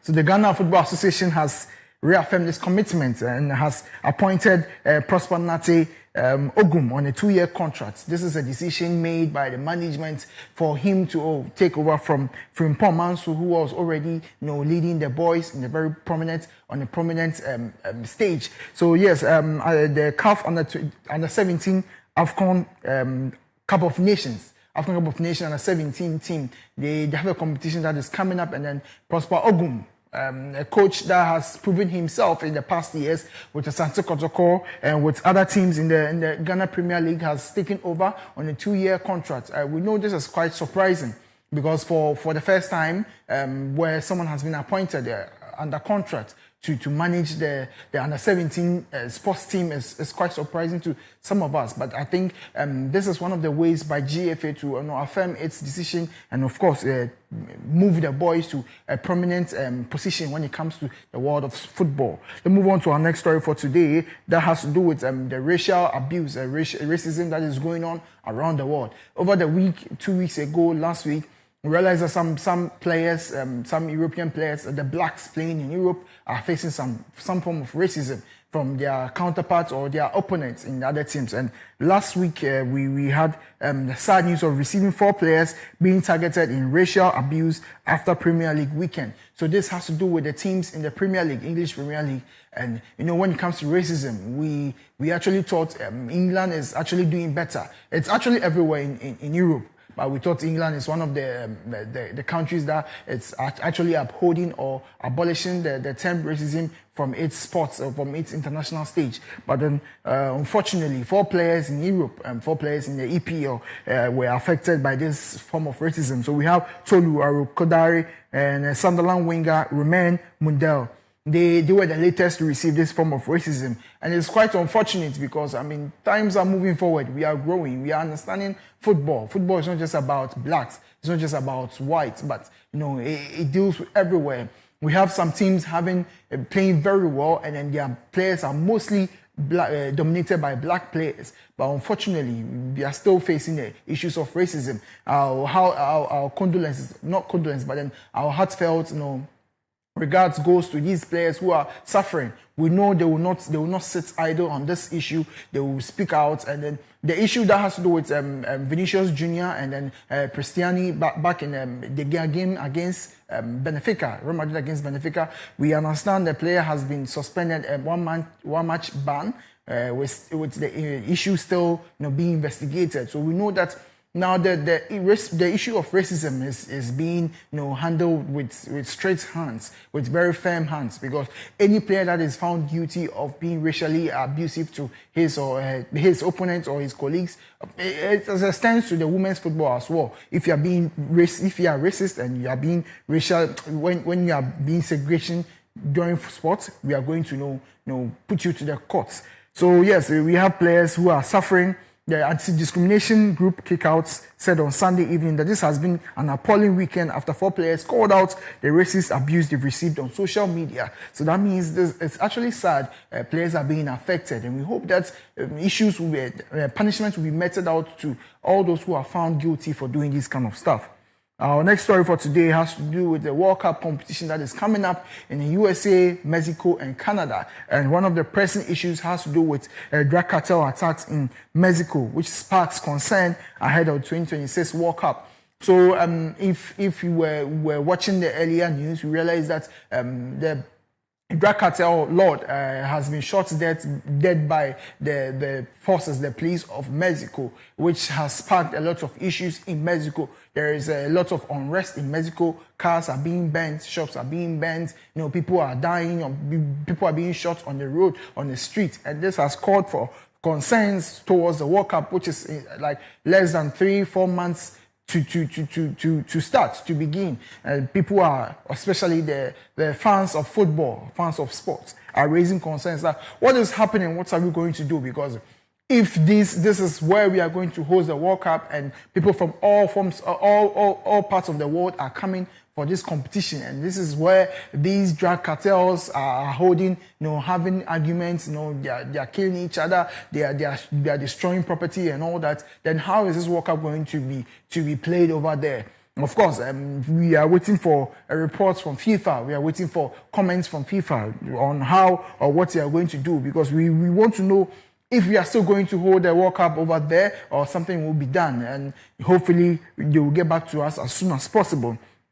And our last story for today has to do with boxing. Our very own Floyd Mayweather, Floyd Money Mayweather, the very old, a legend in the world of boxing, has returned from retirement for the 4th time. Yeah, so the last time we saw or we witnessed Floyd Mayweather in the bout, it was against Manny Pacquiao 2017, where, yes, of course, he won against Manny Pacquiao in 2017, and then he went into retirement.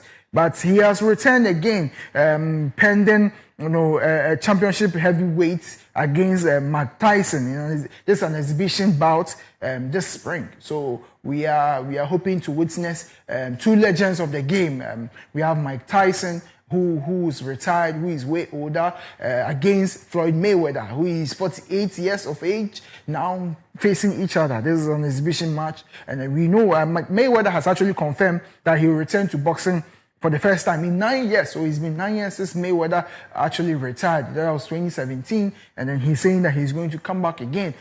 He first retired in 2012, and then yes, he gave us a very nice showdown. We enjoyed his game. Mayweather, one of the richest boxers in the world, and then yes, he went again. He even faced Conor McGregor, who is a mixed martial artist. He's a kickboxer and of course a boxer as well. So he had a game, he had a bout against Conor McGregor where he knocked him out at the 3rd round. A very shocking result for most of us out there, because as a boxer facing a kickboxer, someone with mixed skills when it comes to the game, the sports of boxing, where we're thinking Mayweather was going to lose, but of course he won against Conor McGregor. So yes, he's coming back again against Mike Tyson. About that, we know it's going to be very surprising. We hope to see one of the best in the game, that is Mike Tyson, of course, one of the legends in the game, Mayweather, face each other this spring. This is it for the sports update segment. My name is Benedict Ketia. Next is the business segment.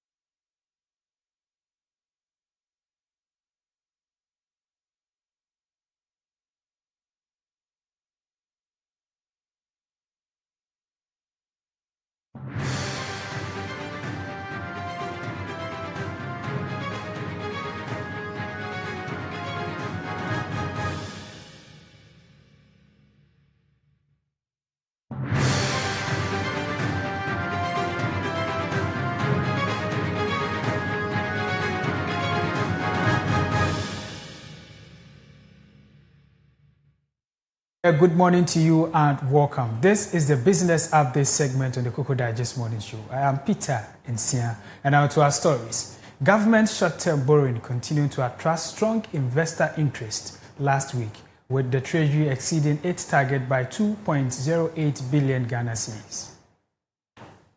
Data from the Bank of Ghana showed that total bids for the 91-day, 182-day and 364-day Treasury bills reached 25.20 billion Ghana cedis against a target of 9.32 billion Ghana cedis.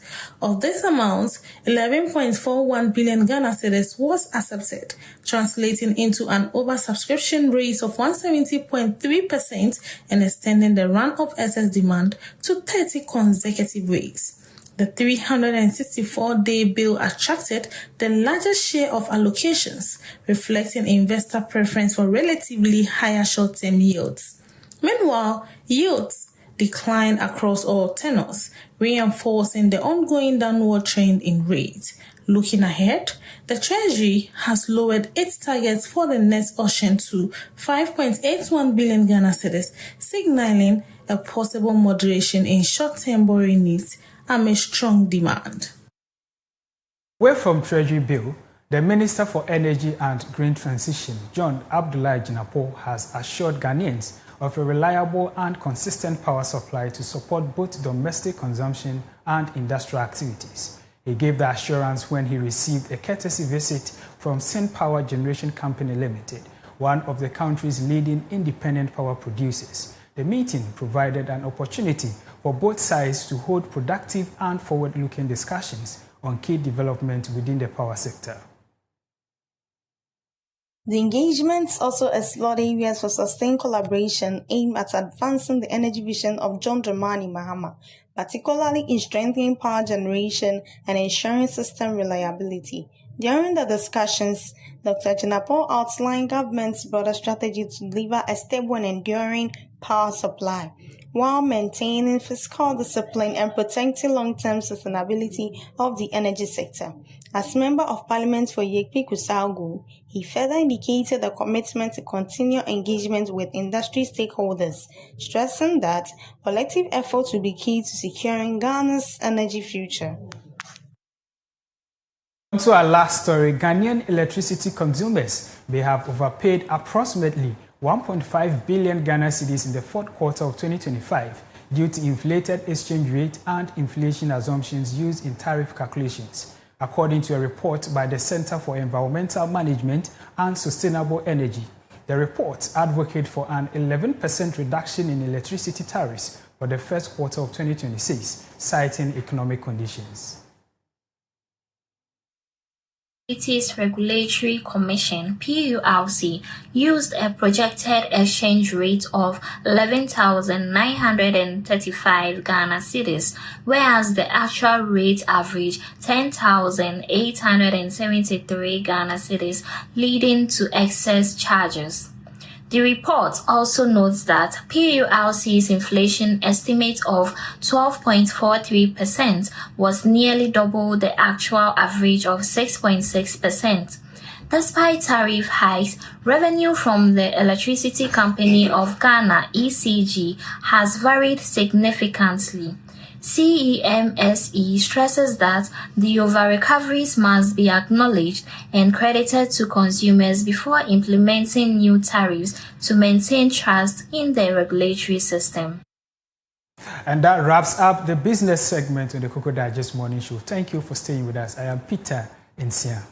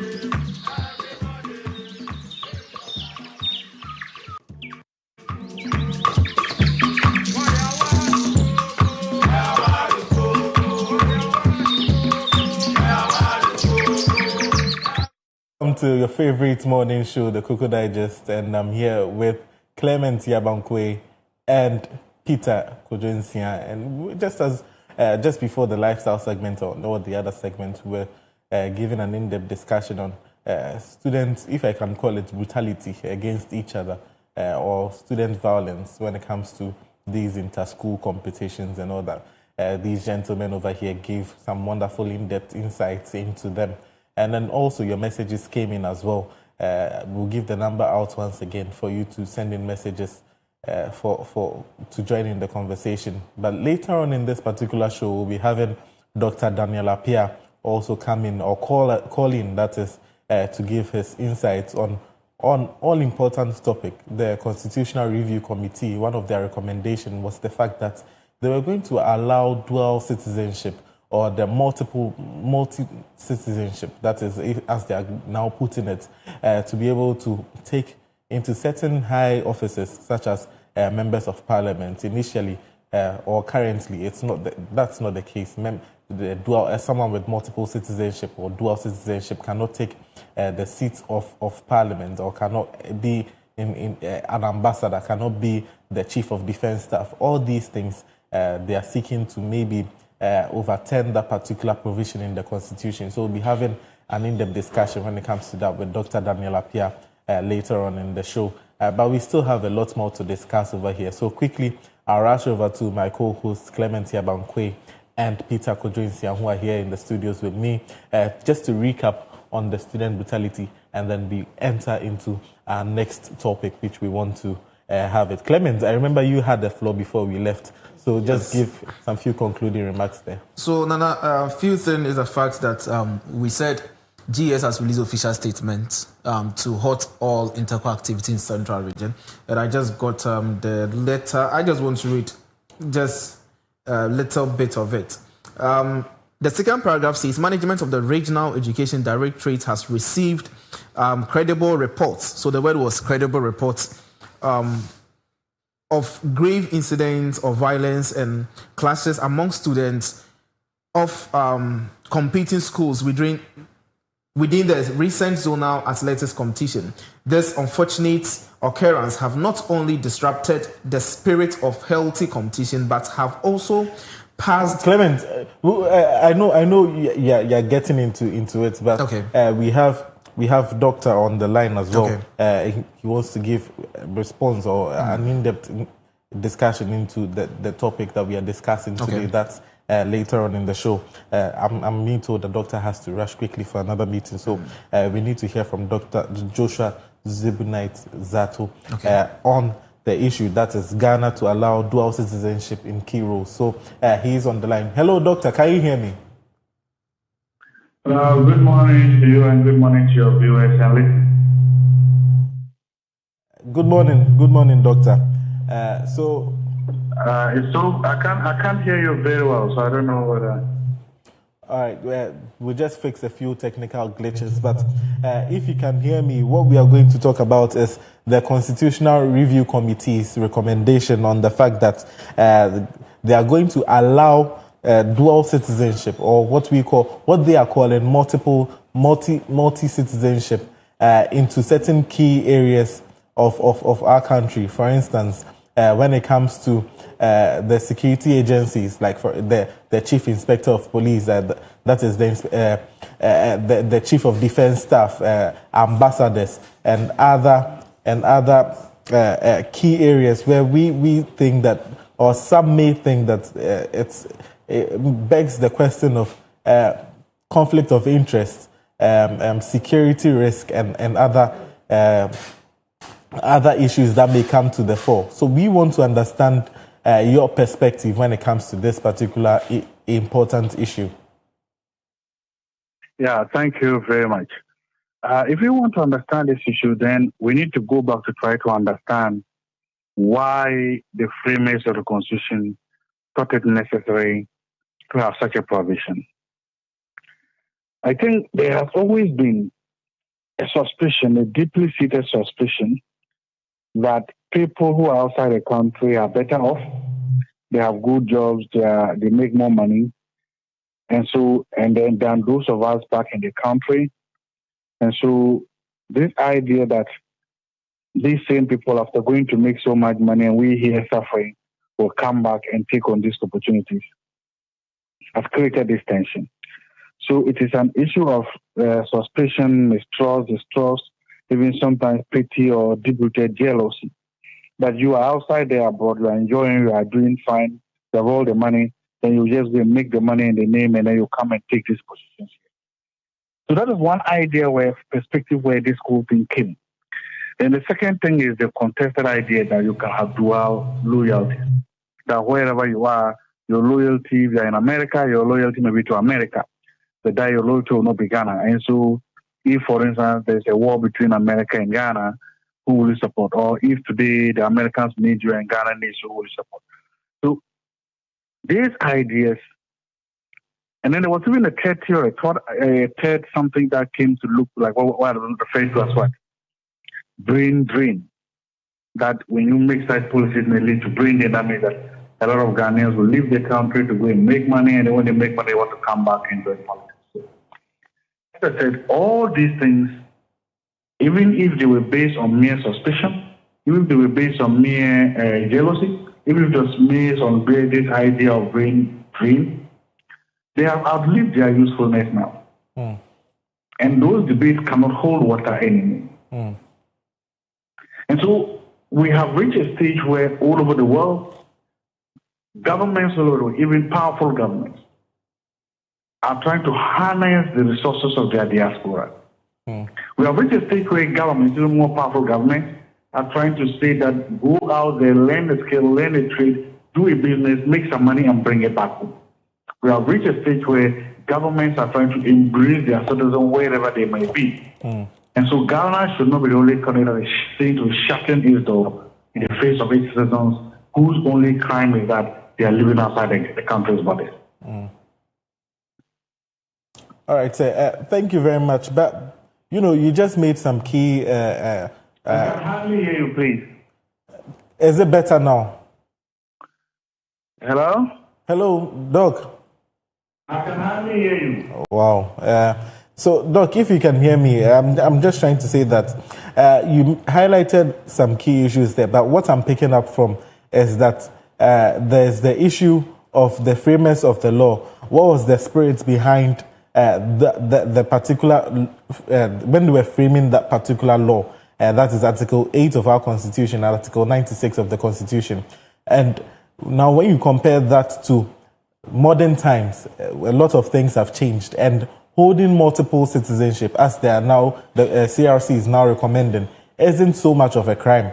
But then there's the issue of the security risk. So when you juxtapose the two, we say that if it is not broken, then why fix it? When you juxtapose the two, would you now say that there is enough reason or validation to actually move on with this particular recommendation that the CRC is recommending?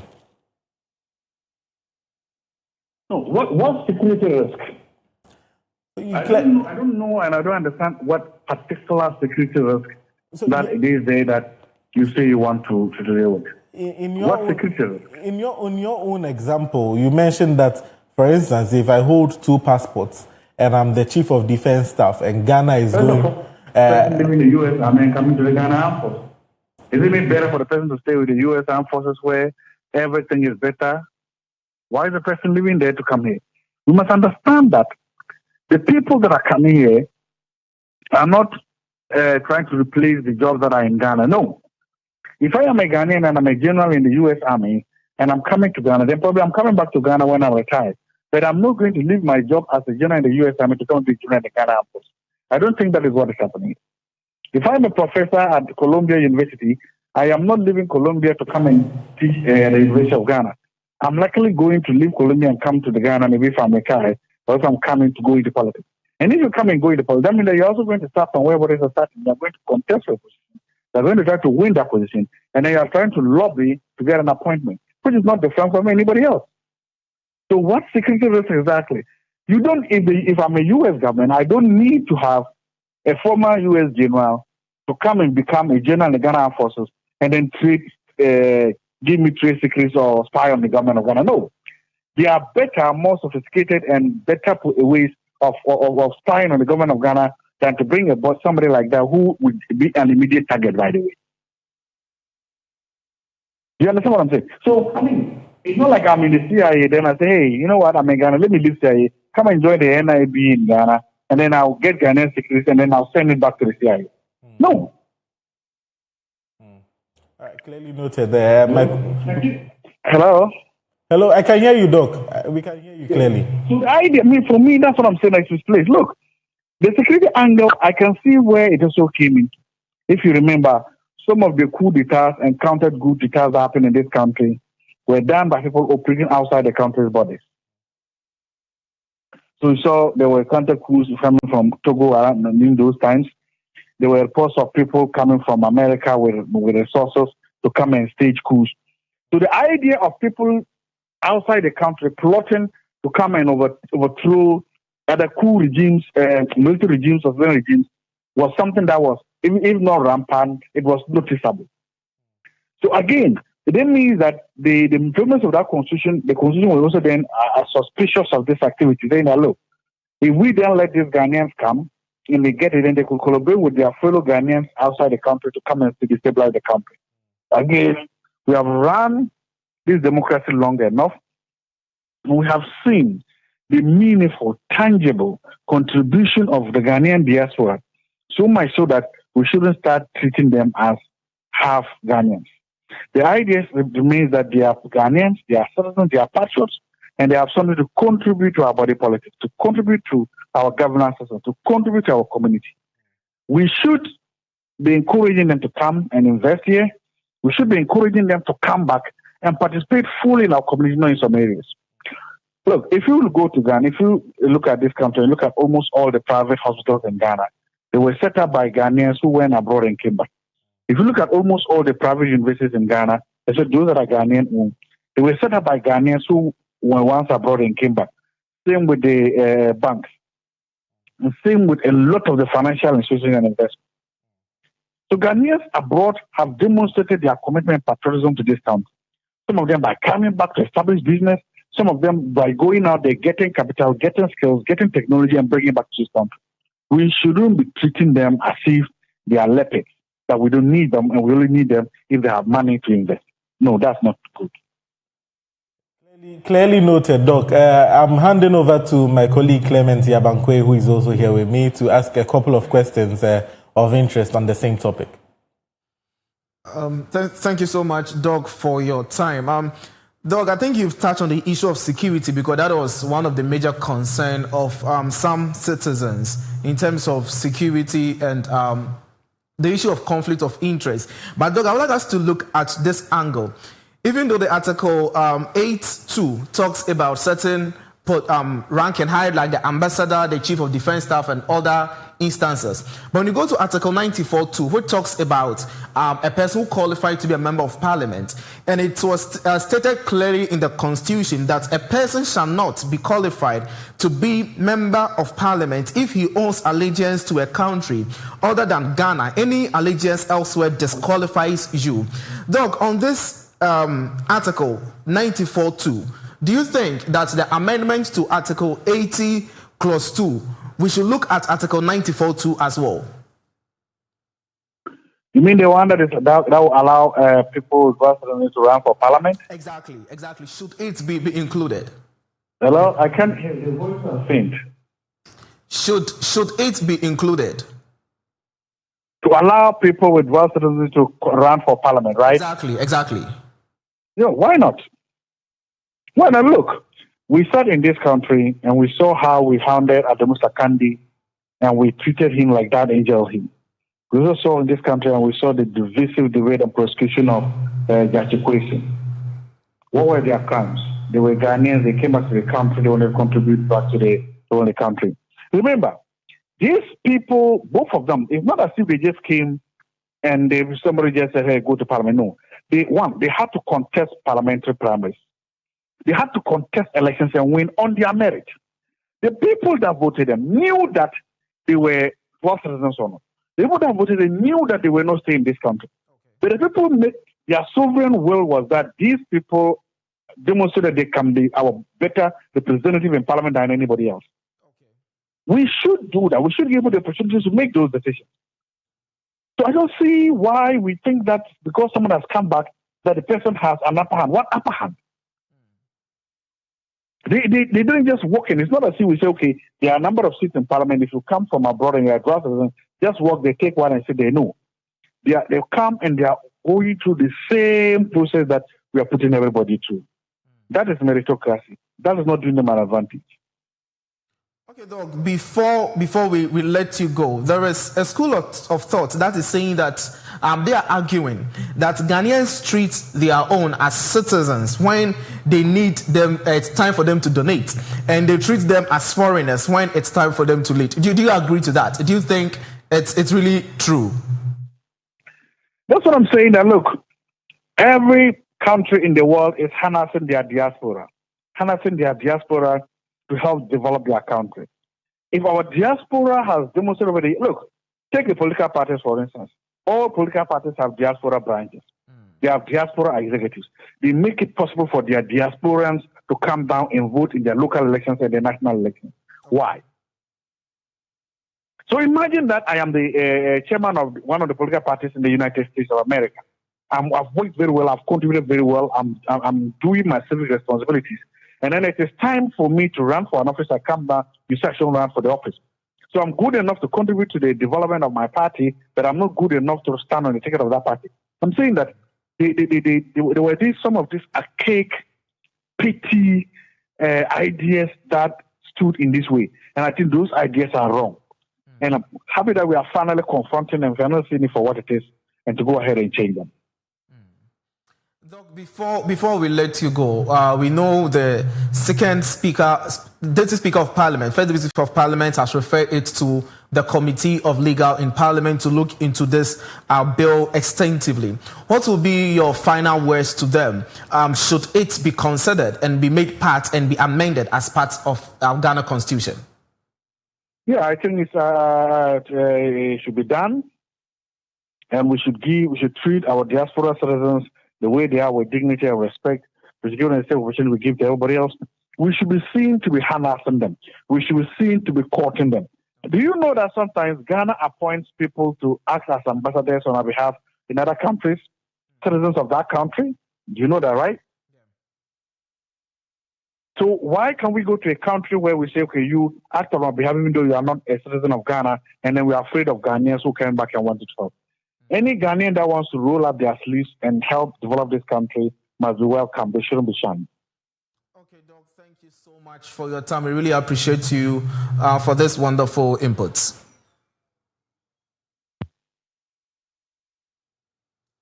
Yes, so Clement, Doc has given us some in-depth discussions. Sure. On you can see that clearly he's leaning towards sort of conforming to the recommendation by the CRC. Exactly. But then there are other countries too, a lot of African countries that are here, and they stand still when it comes to these high-rank positions in society or in public service, if I can put it this way. Doc is saying that they have committed no crime, and that shouldn't be a justifiable enough criteria to be able to tell them that, hey, because you are not fully, because you have multiple citizenship, you cannot maybe be a member of parliament, you cannot be the chief of defense staff, you cannot be an ambassador. But a lot of people are also coming and saying that, hey, there must be a reason why the framers of the law put that in there. There must be a spirit in there.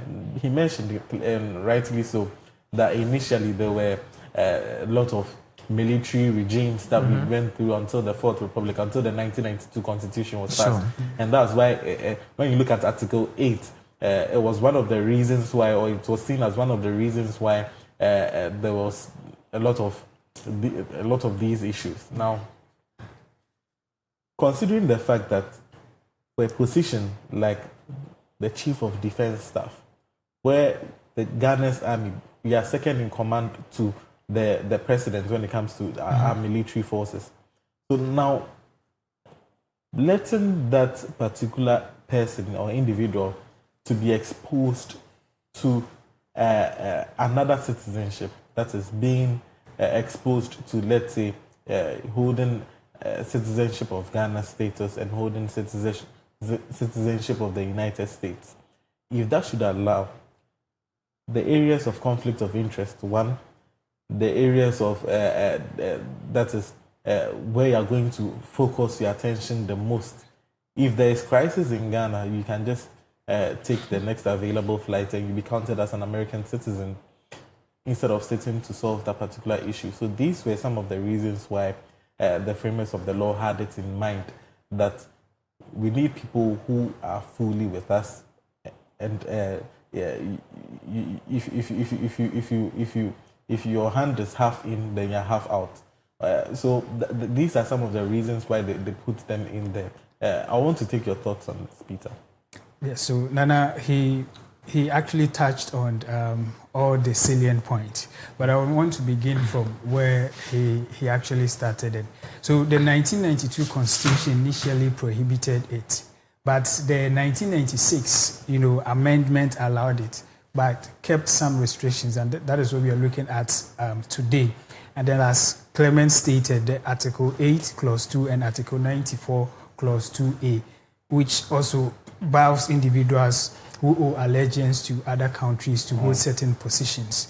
And then he made mention of some high-profile cases, actually the Dramani Sakande in 2012 and that of Jachi Kweshin in 2023 and 2022 respectively. And then something dramatic happened in 2024 where the High Court, ruled in a decision of 1 against 6 that an aspect of the Citizenship Act 2000 Act 951 actually breaches the 1992 Constitution, yes, where it allows that a dual citizen can actually can be a Chief Justice. The highest of our judicial system can be, an IGP. And so if the Constitution allows this, then why are we actually, going back and forth about a dual citizen actually holding certain position like you made mention of? And if the Constitution actually allows that a dual citizen can actually hold the position of Chief Justice, Chief Justice, the head of the judiciary, then what prevents a dual citizen to become a member of parliament? And recently in President Mahamad's appointment, he actually appointed a South Korean, Kojo Cho, to become the ambassador of Ghana to South Korea. And so based on the Supreme Court ruling, and so I believe that we have to tap, like Doc said, we have to tap rightly in the resources, their knowledge, and then their strength. It shouldn't be that we've opened and that anybody at all can come. If it is about health, we look at that aspect, people that we think we can tap from, and then we look into that.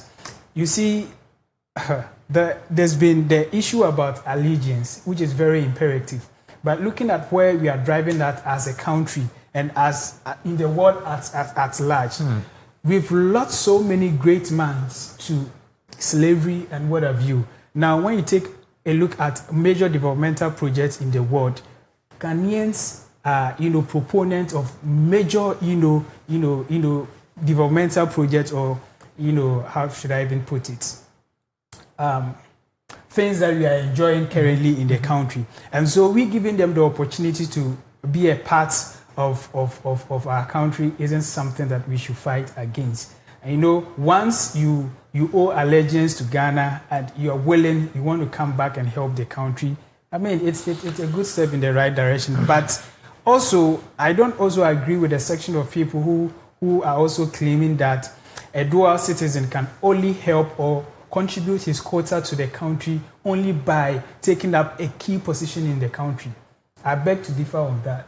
It doesn't matter whatever you want to help with the country with. We have so many dual citizens who have opened, banks like Dr. Zato said, and other, industries in the country, employing others as well. So you don't have to necessarily hold a key position like a Chief Justice, become a member of Parliament before you can contribute your quota to the country. And so we should look at that as well. It is not necessarily that you have to be there. And so if somebody wants to help, he or she has the money, and he wants to help the country, because we are talking about dual citizenship and you being able to, ascend to some level of authority in the country, you wouldn't do that because you want to get that. No.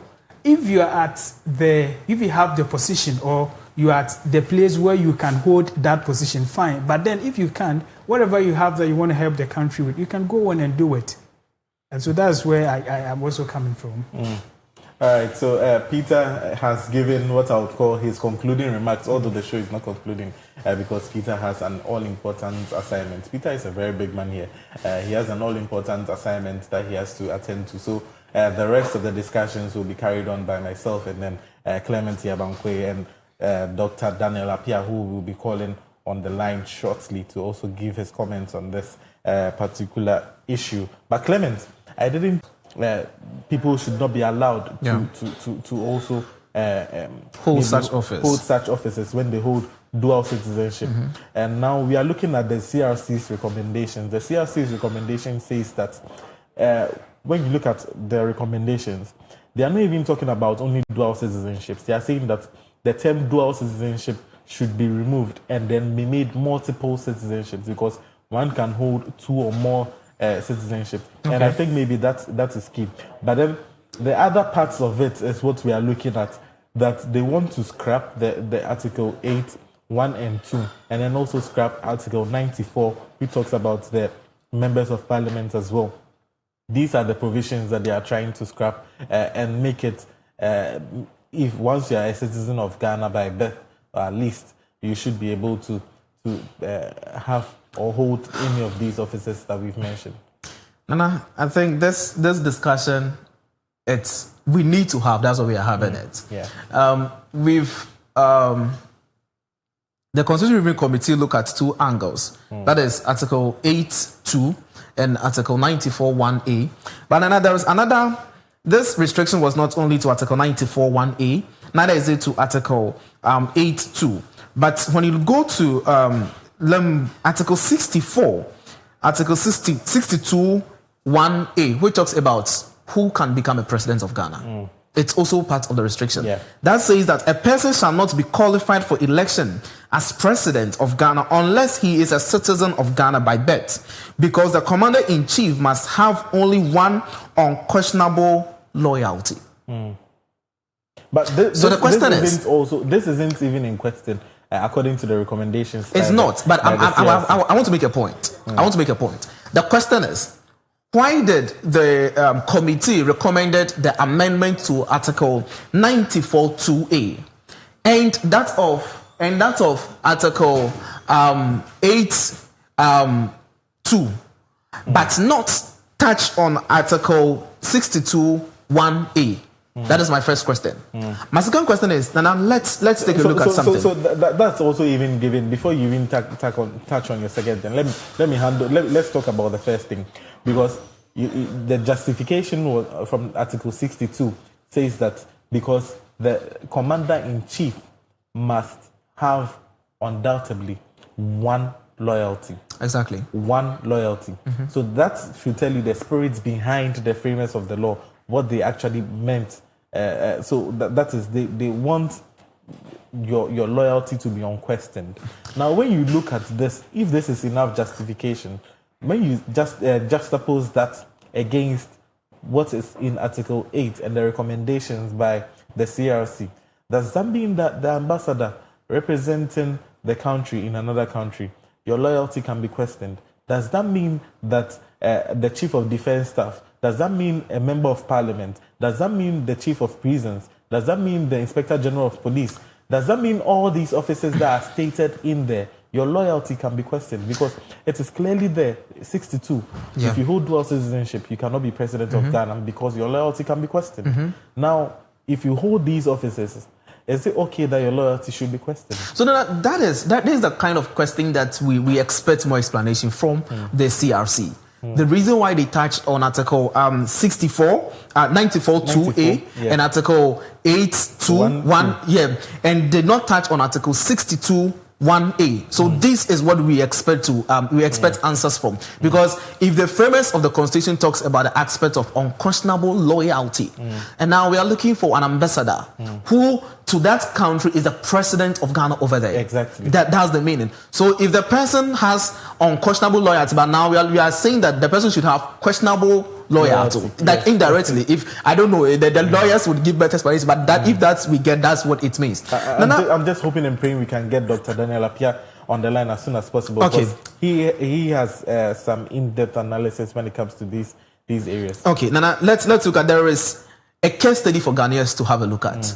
That's what a lot of people are saying when we go to the social media. Let's look at this case study. Now we have before us an issue of former finance minister who, per allegation or whatsoever, has mishandled the state funds and now is in US. And what we are looking for is what? Extraditing for him to come back to the country. And it has become a problem. As we speak, he's not a citizen of US. He's not. What happens if he had been a citizen of US? That's another question. Him back will be a problem. To call to answer to some of these questions would have been a problem. Because some countries, they have restrictions. They don't extradite their citizens. That's when you go to Russia, they don't do that. Some countries don't do it. So these are some of the questions people are asking. That if this becomes part of the law, what is the regulation? What are we putting in place to make sure that when they come and they join or they become ambassadors, they will become chief of defense staff, what's laid down protocol, laid down procedures? Are we going to put them in check? Put a pin in that particular thought because we have Dr. Daniel Appiah on the line. Hello, Doc. Good morning.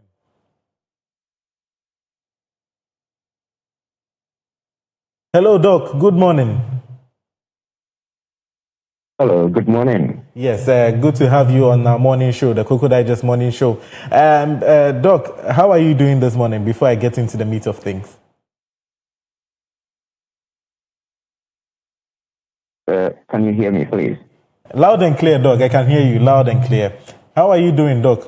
All right. I am rather struggling a bit to hear you. Okay, I'm sure the technical team will work on it. But we are just having a discussion on the dual citizenship, and my co-host here, Clement Yabankwe, has made an excellent point that Article 62 of Ghana's Constitution, that's Article 62 1A, talks about the President of Ghana, that is the Commander-in-Chief of the Armed Forces, having only one citizenship. That is so that it shouldn't be called to question, because it says there that so that the Commander-in-Chief of the Armed Forces his loyalty should not be called to question. Now, when you look at Article 8 of the Constitution, it talks about the people or the classification of public offices that should not hold dual citizenship. It talks about the ambassadors. It talks about the Commander-in-Chief, the Chief of Defense Staff, I should say. It talks about the Inspector General of Police. And then also, Article 94 also talks about members of Parliament. Now, Article 8 and Article 94 looks like, according to the amendment bill that's in Parliament, that's before Parliament, looks as though they are going to be scrapped to allow dual citizenship to be able to handle some of these public offices. I want to know your thoughts on that, sir. Right, thank you very much, Nana. I hope you can hear me clearly because I was struggling to. You were a bit far, but I heard all the things. So first, my take on the CRC recommendations on multiple citizenship or dual citizenship, which can be found particularly in paragraph 6.1 of the CRC report. The first problem that I have is that the CRC, that's the Constitutional Review Committee, did not state any problem whatsoever that occasioned the recommendations that they have made.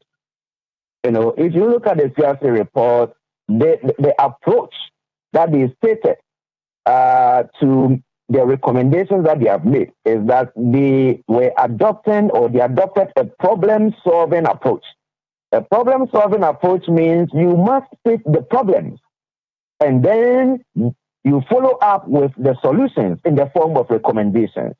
But if you look at the recommendations that they've made, they just go straight to making recommendations that Article 8 and 94 of the Constitution should be amended to replace the concept of dual citizenship with multiple citizenship.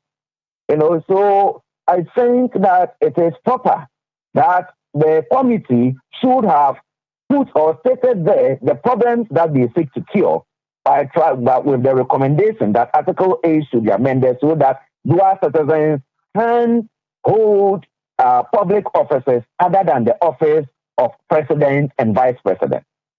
Because if you look at 6.1b, they stated clearly that Article 8 should be amended to limit constitutional disqualifications arising from multiple citizenship exclusively to the offices of president and vice president. So that apart from these offices, it means the import of this is that you can be a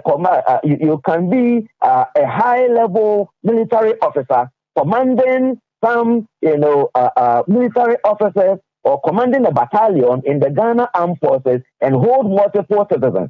Assuming that you are holding multiple or dual citizens with Ghana and then Togo, and then there is a problem, and then your forces have been dispatched now to go and deal with that problem of the other country. Which of the two countries are you going to actually, defend or protect?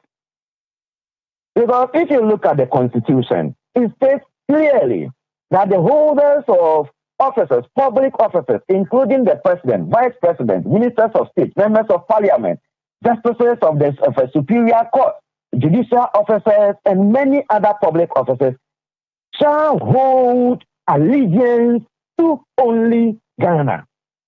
To only Ghana.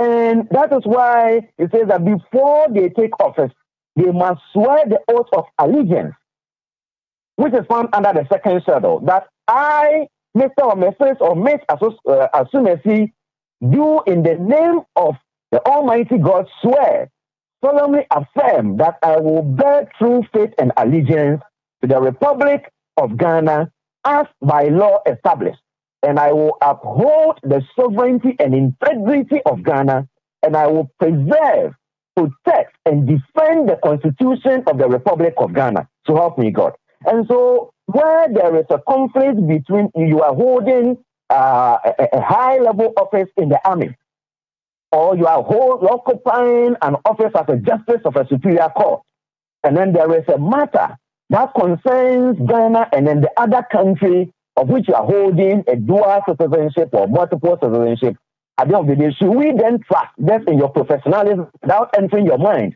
to know what other motivations of allegiances that you may have?